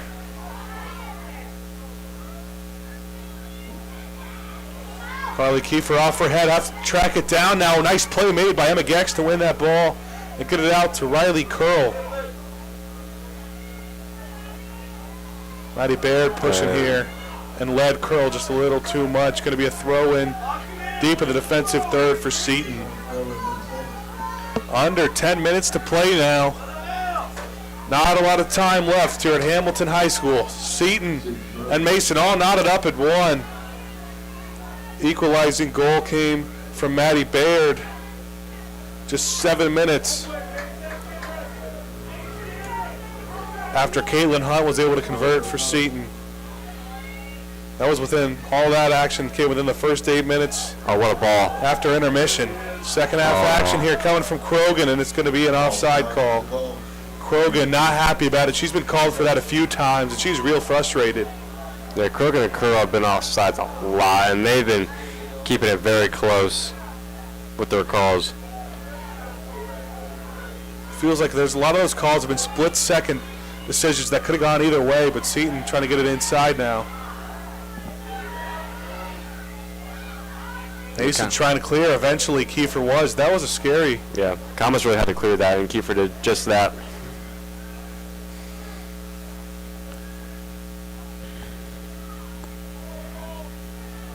Across the middle, a lot of contact there from Peyton Beach. She was coming up. I think her argument was just she was going for the ball, but she definitely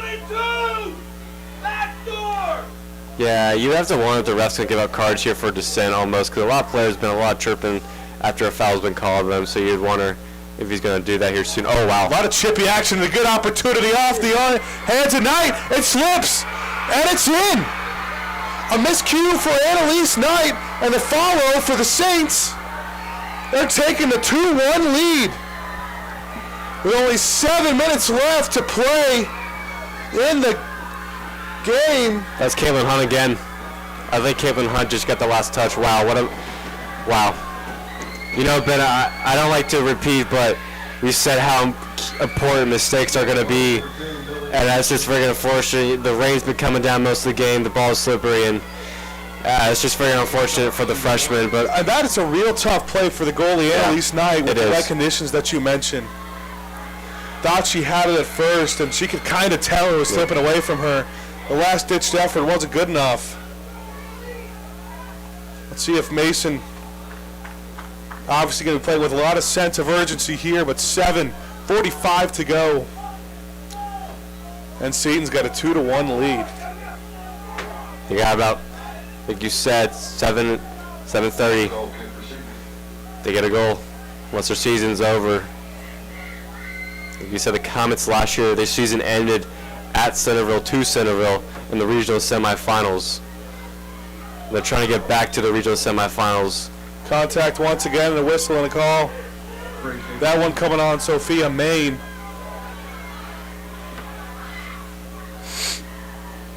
Yeah, you just hate to see it for a freshman, such a young keeper who's played every game this year. You know, like you said, played in the second half usually.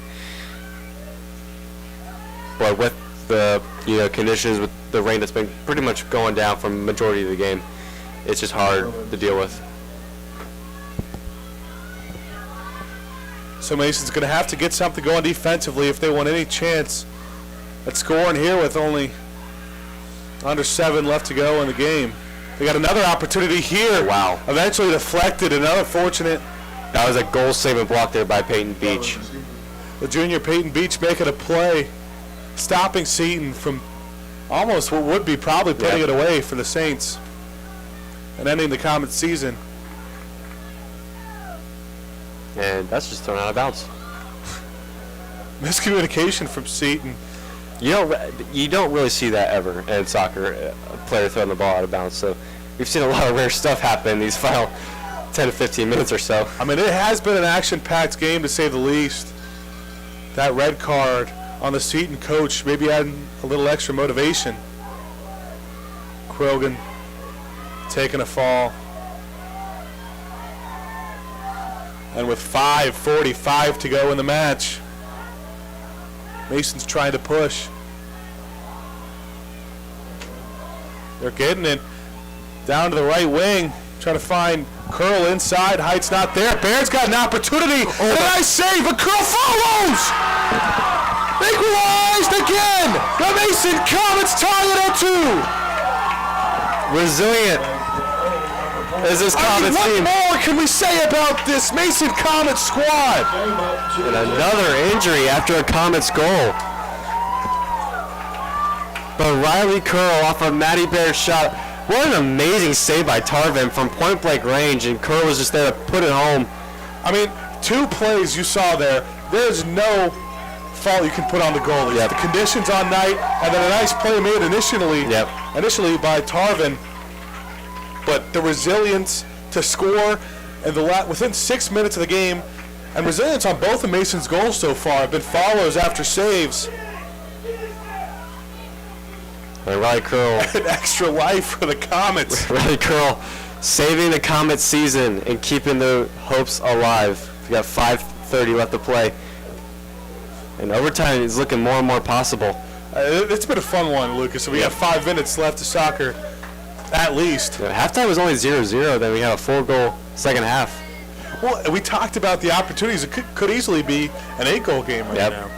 Yeah, the second half definitely has opened up more than we saw in the first half. First half, they kind of just we're feeling each other out for a majority of the half, and now you're seeing the opportunities both teams have had in the second half with 4 goals, and it could easily be 4-4, 5-4 with the amount of opportunities they've had.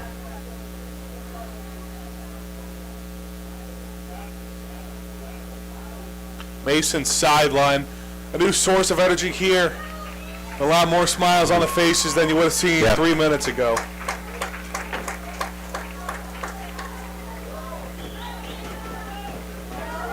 So it looks like she'll hobble off the field. So that's 2 Mason goals and 2 injuries that both have to be helped off the field. That's a tough one coming to Caitlin Hunt, who scored both the goals in today's match. Oh, wow, it is. Yeah, it's number 22. Yeah. Scored both their goals, we believe. She's only a junior. She's hoping the season continues. She may not have a say in it for the rest of the way. 5:30 to go. And we got a tie game, 2-2.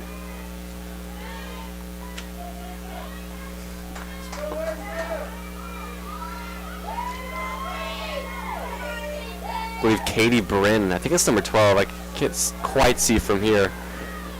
Or number 31. I think maybe Lexi O'Shea. Up to midfield, probably. Seton trying to push now. They're going to have a little bit of sense of urgency, but they do not want to give anything to the Comets. These final 5 minutes are going to be potentially pretty crazy, the way this game's gone. The way this game's going, definitely. Kiefer trying to clear all the way up towards the center circle. Sophia Main got a nice play made. 5 minutes remain in regulation. The attack there. Their seniors just got to throw it. Under 5 minutes to go. You know that new rule. Oh, what a ball. Krogan got opportunity to the right corner. Just a little too wide from Shannon Krogan. Oh my goodness. Oh my goodness, Ben. You talked about those final 5 minutes being very crazy. Well, that was just 20 seconds before the final 5 minutes. I mean, that was such a good opportunity there for Krogan. And once again, just that left foot shot. Just that left foot shot just bounced. I mean, that had to be within inches of that far post. Shuffle off the head of a Saint. It'll be touched by another one. That was off Samantha Ruff.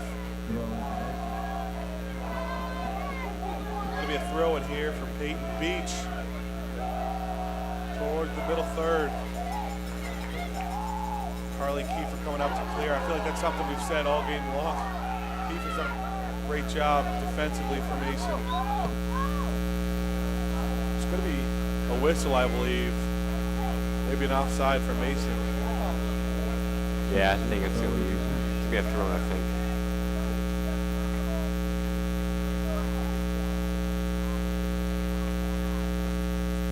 Riley Curl getting it inside to Sophia Main. Seton trying to control. Baird couldn't chase from behind.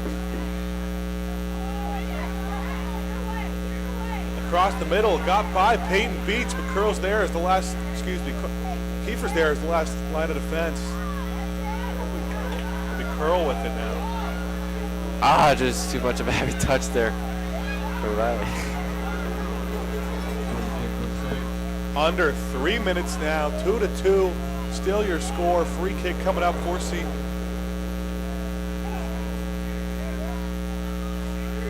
They're going to have a free kick opportunity here from about midway.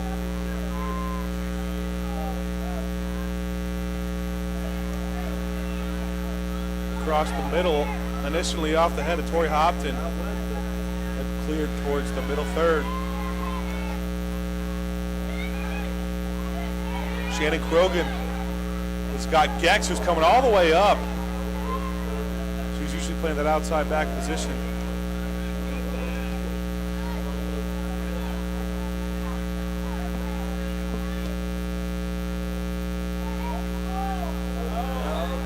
Oh, wow.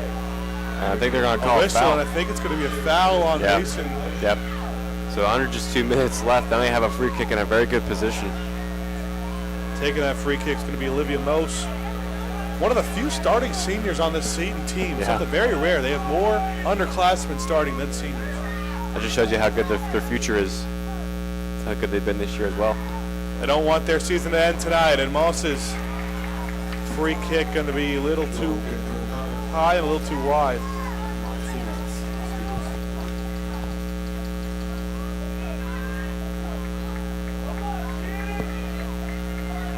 So Mason trying to hurry a little bit.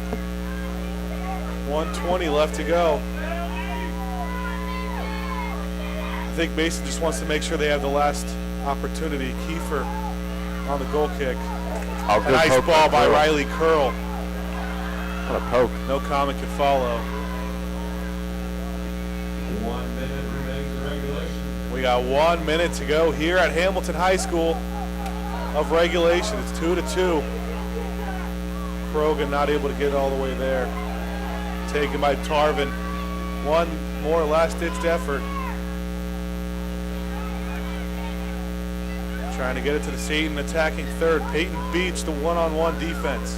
Oh, what a cut. A nice cross made inside. Searles is able to clear. 30 seconds to go.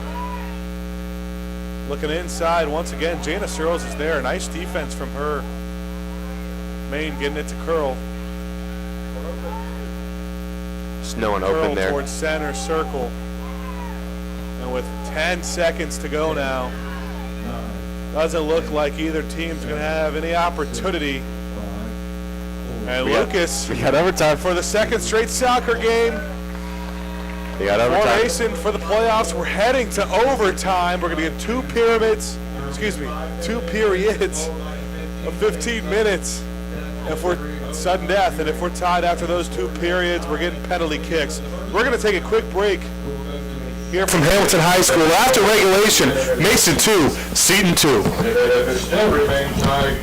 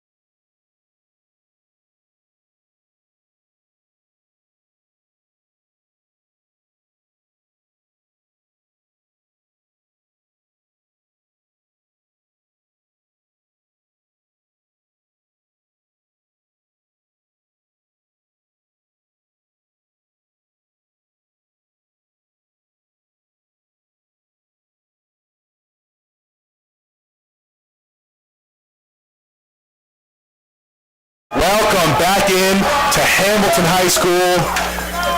And for the second time this week, we're getting some overtime action. It's tied 2-2. Same scoreline too as Tuesday, 2-2. The two goals from Mason coming from Riley Curl and Maddie Baird.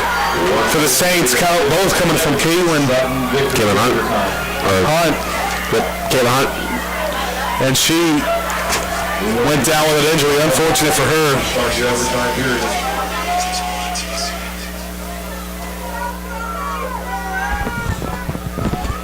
So just to recap, it was a 0-0 game going into halftime. And then Saints took the 1-0 lead, Comets responded. Saints took the 2-1 lead. And then Comets responded once again, but instead of Bennett's first goal wins. Mason can't afford to put themselves in a position where they're going to be forced to respond. Seton immediately taking possession to start overtime, the first overtime period. Amigax a nice defensive play, get it up to Jana Searles. Just a little heavy touch. Inside, Maddie Baird able to get it towards the middle third. Grogan coming in. Served down the middle. Amigax one-on-one defense on Caitlin Hunt, who's newly checked in after that injury. It's going to be a thrill-in for her. Yeah, it's good to see her back on the field, especially if you're watching and you're a Saints fan, because she's had both goals. Dangerous opportunity here for the Saints. Millie Cluxton had an opportunity there, just misplayed it a little bit, and Peyton Beach is able to come up and take it, but she misses it. OHSAA gets it inside. Eventually cleared by Kiefer. On a nice header by Riley Curl. Mason's side now, but no Comets able to catch up. Sent away. Really such a good through ball there, which no one was making the right run. This time, can Haller get there? Unable to do so. She gets beat by Megan Tressler, who's also had a tremendous defensive performance in regulation. Kick out of bounds. Going to be a throw-in for Seton. Mason fans wanted it their way.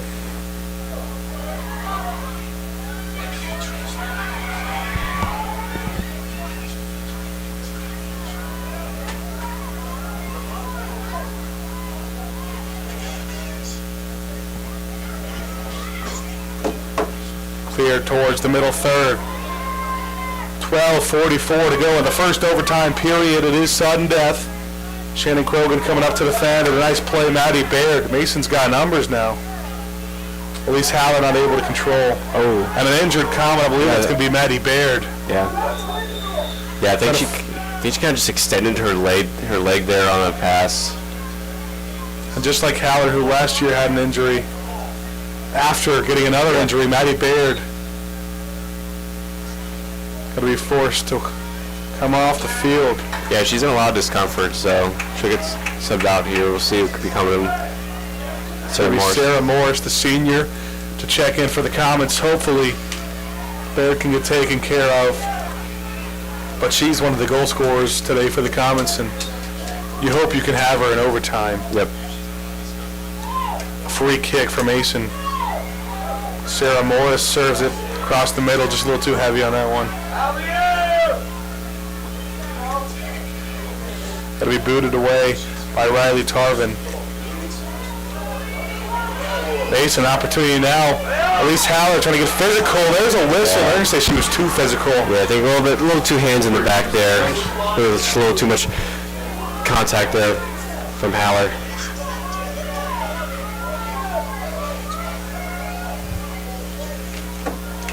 So it'll be a free kick coming here, just be taken by the keeper, Tarvin.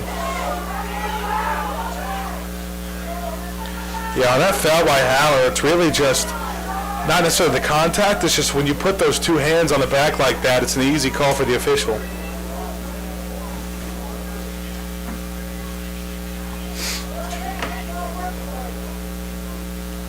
Shelfel battling with Kenzie Carley here, the star player who's been quiet today for the Saints. They've been battling all night long.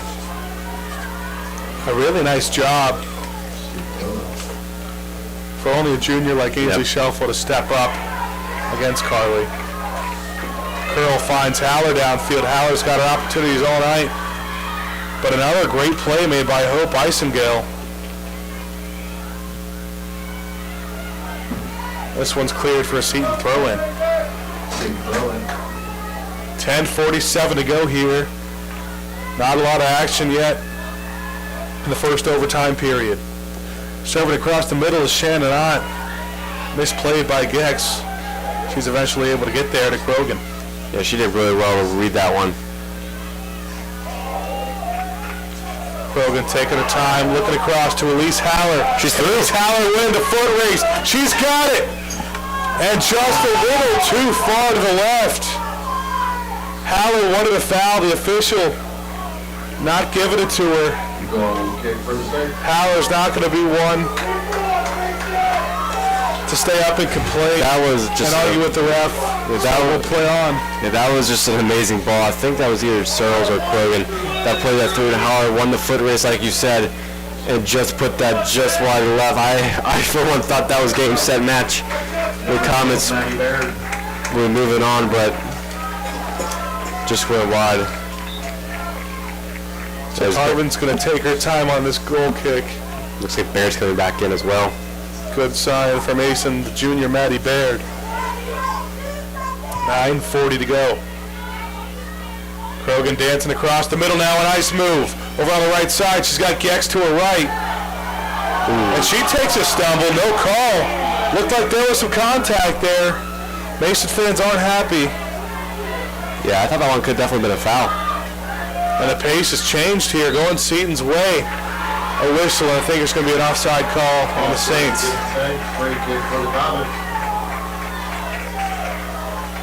Most likely Carly Kiefer, the senior defender for Mason, will take the free kick, and she wastes no time with it. It's just down to who wants it more, Ben. This is for your season. It's overtime, you're tired. But we'll see who's got that final gear and push through to find the difference. Krogan not able to keep it in bounds. Over on the wing.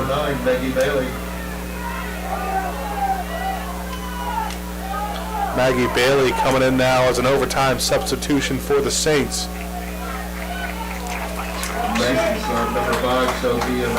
And Sophia Main, the senior, who hasn't got a ton of playing time in the last 10 minutes, coming in now.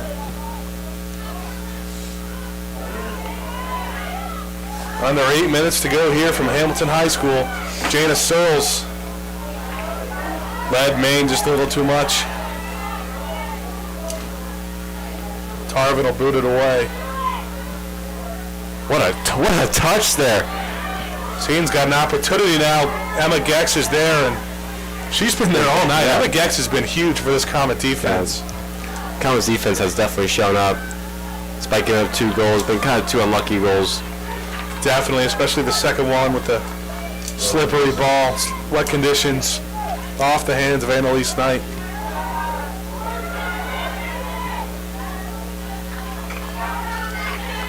Cleared out of bounds for a Mason throw-in. Gex will take it. That ball just bounces over. Over by the flank now. Trying to get it toward the middle third. Back and forth soccer action. Yeah, both teams kind of just putting the ball. Not that Searles had a good opportunity, but a nice defensive play made. That would have been such a good ball through by Curl. It would have been a very dangerous opportunity. And who else than Maddie Langdon? Curl thought she had a run at it, but it's just going to go out of bounds. 6:40 to go. Yeah, another 15-minute period. If both these teams can't find a goal, obviously who scores first, it's game over.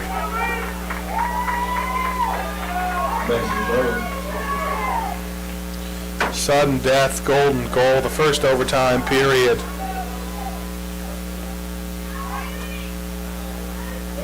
Oh, touched by Baird.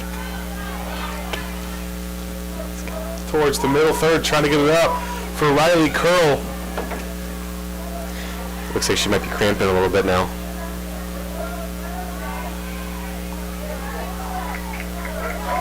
One on the right side.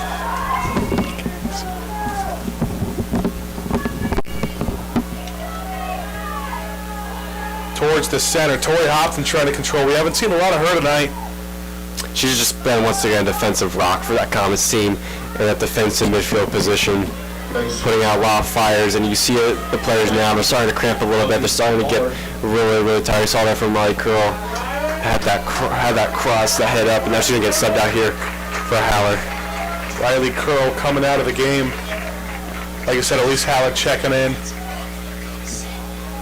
She's had a lot of opportunities all night and a lot of things that just aren't going her way. Maddie Baird a little too strong towards Tarvin. Oh, good touch by Krogan. That's something Seton's done pretty well here in the second half and into overtime is limiting Krogan. We're under 5 minutes to go in this first overtime period. It is golden goal and we haven't seen a goal yet. Contact and a push-off from Jana Searles. Yeah. Mason fans aren't happy about that one, but I think we saw that. Yeah, that definitely was a foul, but you know, both parents are going to be very emotional in these final stages, so they want their team to win. Especially those senior parents who don't want to see their kid play their last game. A nice clear for a long throw-in for Seton.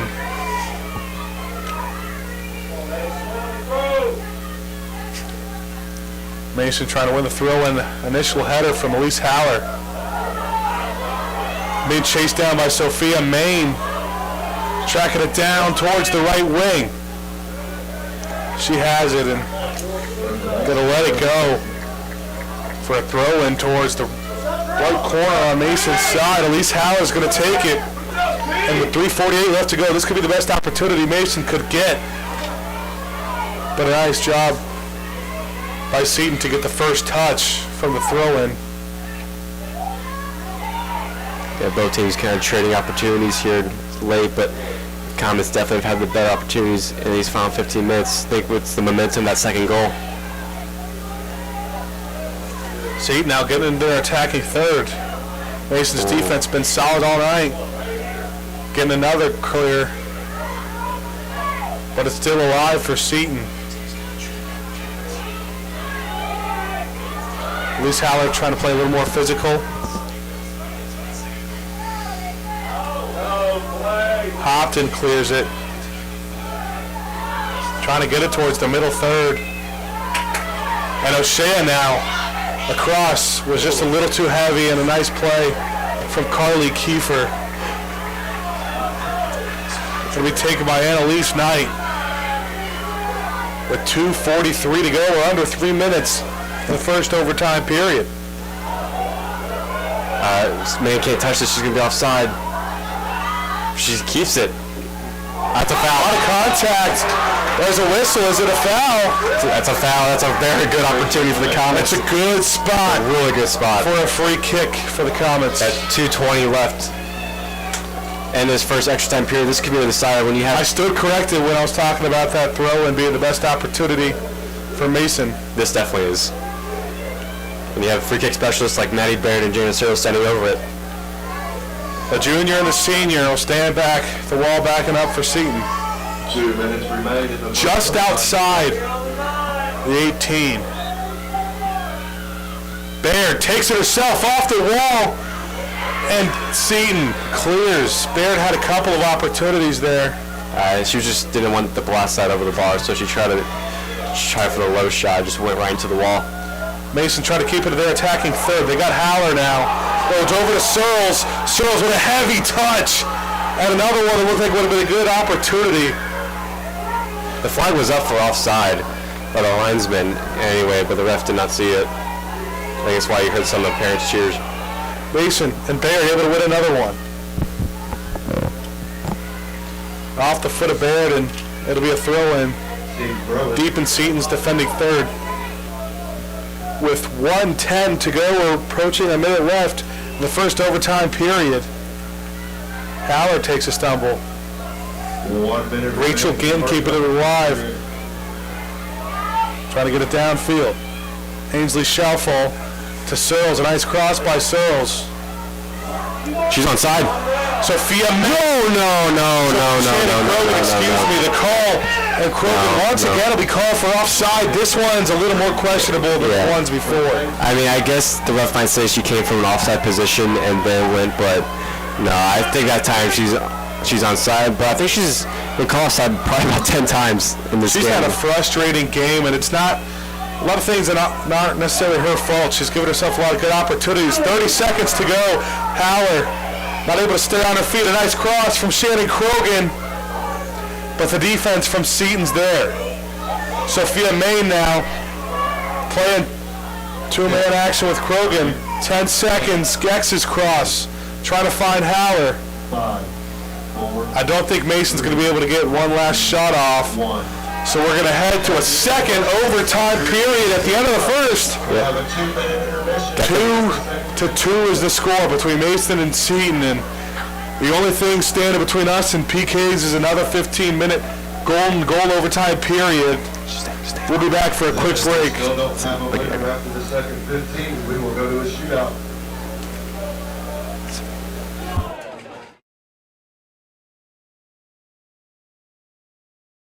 Hi, my name is Leila Sheikh, and I'm a member of the Mason Hope Squad.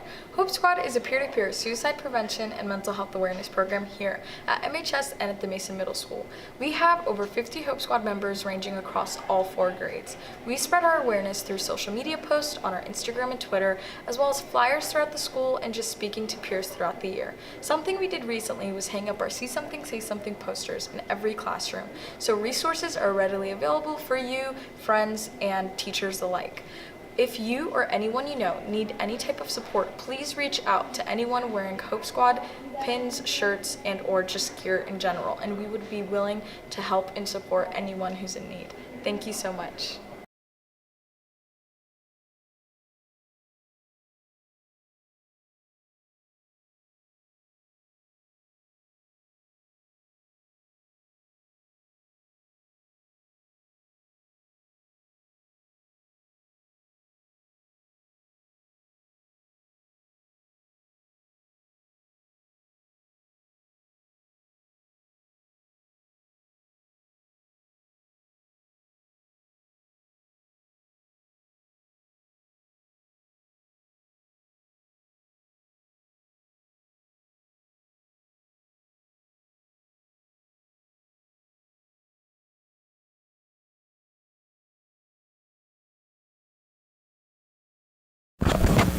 And welcome back. We got our second overtime period coming. 15 minutes left, and that's standing in our way between PK's Comets 2, Seton 2. This has been one heck of a game, Ben. With Comets, it's felt like it's had everything, that's for sure. I know. We saw an assistant coach get a red card in the second half. So, I mean, this game's definitely had it all. So, what we look for, both teams are very tired. You can just tell by the, just by the way they're running, they just don't have that extra gas. You saw Shannon Krogan towards the end of that first half, or second half, I should say, just was gas. So we'll see what team has that final gear left in them. And let's switch sides of the field. Janice Searles initially had a nice move. Tori Hopkins got hit in the face. That doesn't look good. She's able to play on in the clear from Carly Kiefer. I think she was all right. That Cronin's going to try to run on that, but he's going to pass all the way back. That's fine. You're a natural. As Tarvin's going to collect this one.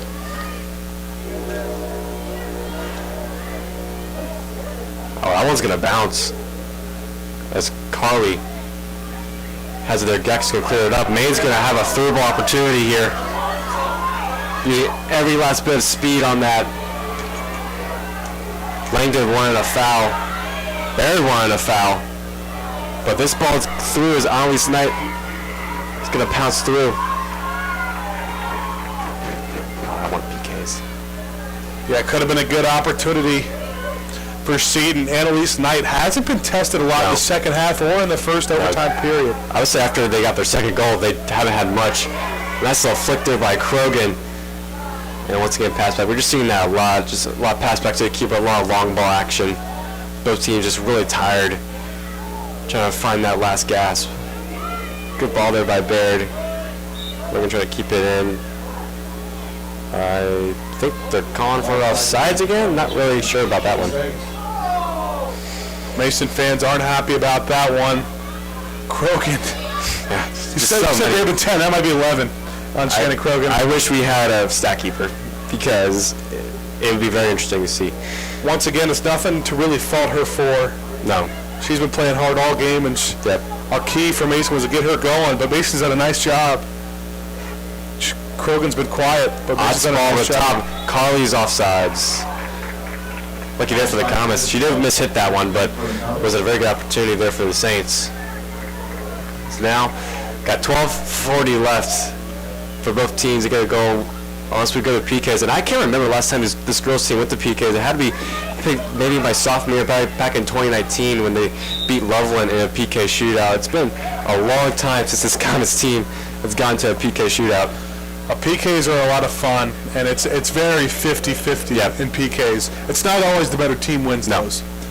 So, you know, for a team like Mason, who believes they're the better team, but they are the worst seeded team compared to Seton, that can maybe be a good thing.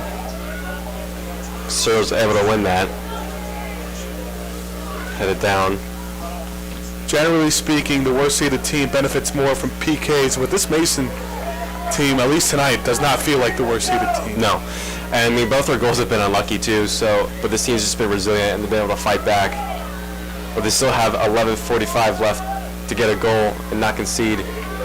Because, like we said, next goal wins, but if not, we're going to PKs. As they have a lot of time on the ball here. Through midfield, serves as well to win it. Trying to find Krogan. Does she have one last sprint left in her? And she does. Gotta keep her hands down, can't foul. And it's gonna be clear. That's so good there from Shannon Krogan. Use her speed. Still gonna be a good opportunity, and a nice job by Krogan making sure she probably didn't have anything there, so don't force it, and just give yourself a decent enough opportunity. Krogan with a really nice high IQ opportunity play there. Her and Langdon have been battling all night long. We saw it again. Good flick there by Maine, just making the running behind.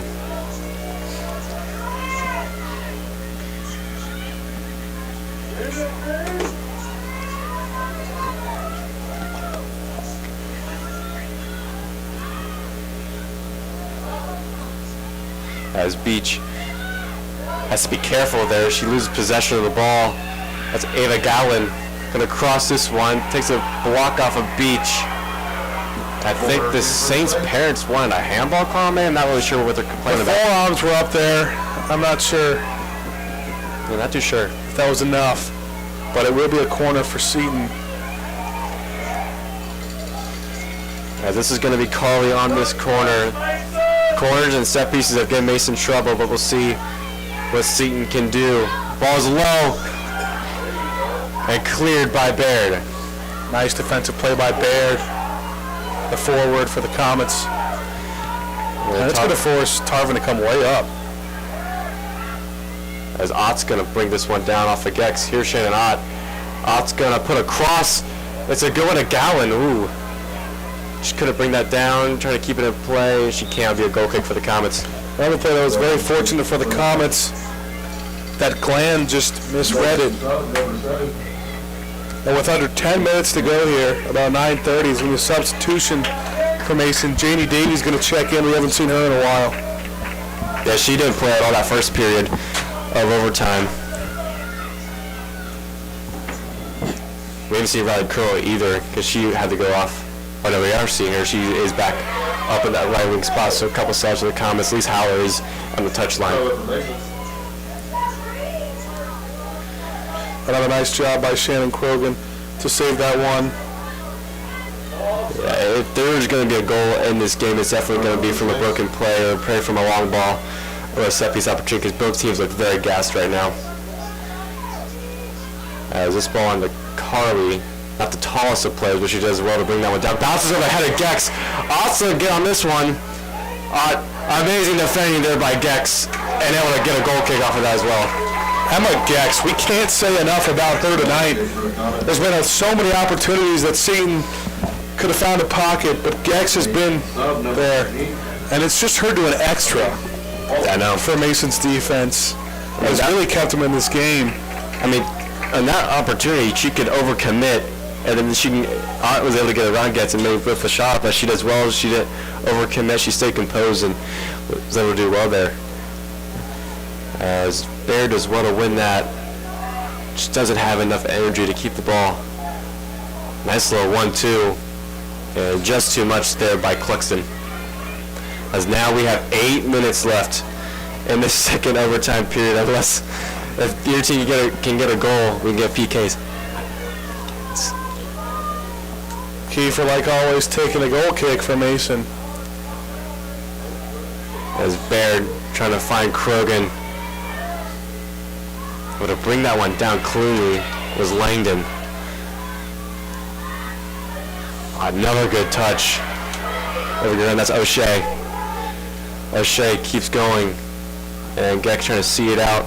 O'Shea wins it back. That was a nice play.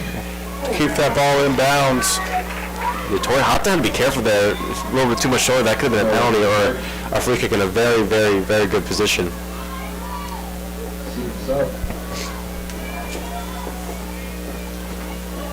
Another substitution for Seton. We'll see if they'll try a long ball opportunity. We'll see. Caitlin Hunt's coming back in this game. We need to see her get off. She did come. That ball's still alive. Sterling's going to clear that one away. Let's say the golden chance. As that ball's going to try to find Hunt. And Knight will bobble it, but we're able to keep it. Well, this defense for Mason's been very good all night, and you can credit a lot of that to the center backs and the outside backs, but the defending from the midfielders tonight is what I've been really impressed with. Curl's got a few steps. Yeah, I think they wanted a foul there on Haller, but wasn't given. Now Schaffel's going to have some defending to do, which he does just that. And you mentioned how both teams are very tired. These last couple minutes, there's been a lot of running. 6:15 left to go in the second overtime period. So about 6 minutes away from PKs if neither team can score. And Hunt's going to try to serve this one in. Ooh, I think that was off the face or chest of Davies, but Baird does well. Baird, couldn't slip Krogan there through. She does again, but good defense there by Langdon again. And Howler's going to be in here. Howler gets a good foot race. Howler's shot. Bounces over. Off the crossbar. Curl on the follow. Running Curl. Goes from behind. Bailing for the Kravitz. Well, we expected penalty kicks. We're going to get at least one. We got one. What a shot there by Howler. Hit off the crossbar and Curl gets fouled. Curl's calling for the trainer. And the clock will be stopped here at 5:37. But the Comets will have a PK opportunity and a golden chance to win it. And what's going through Riley Tarvin's mind? Only a sophomore.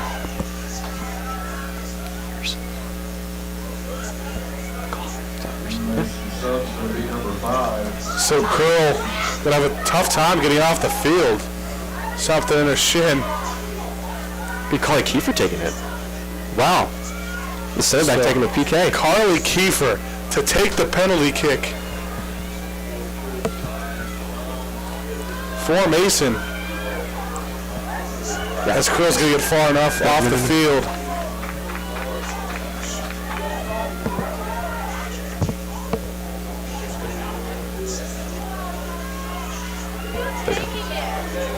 Carly Kiefer standing, facing Riley Tarvin to send the Mason Comets to the regional semis. She goes left and it's in!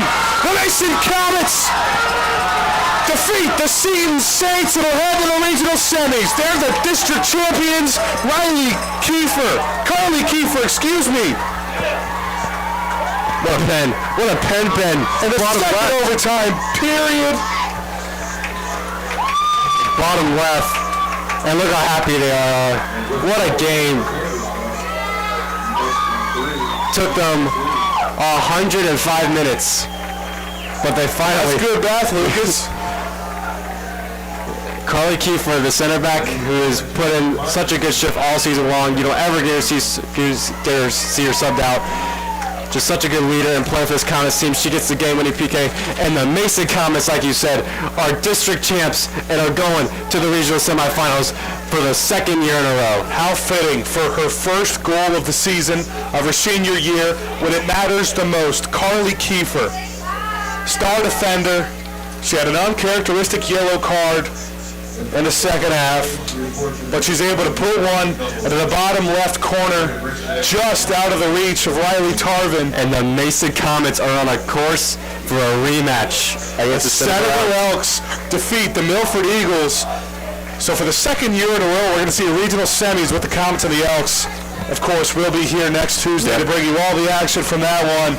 But from tonight, the Comets in the second overtime period take a 3-2 victory and take the district trophy.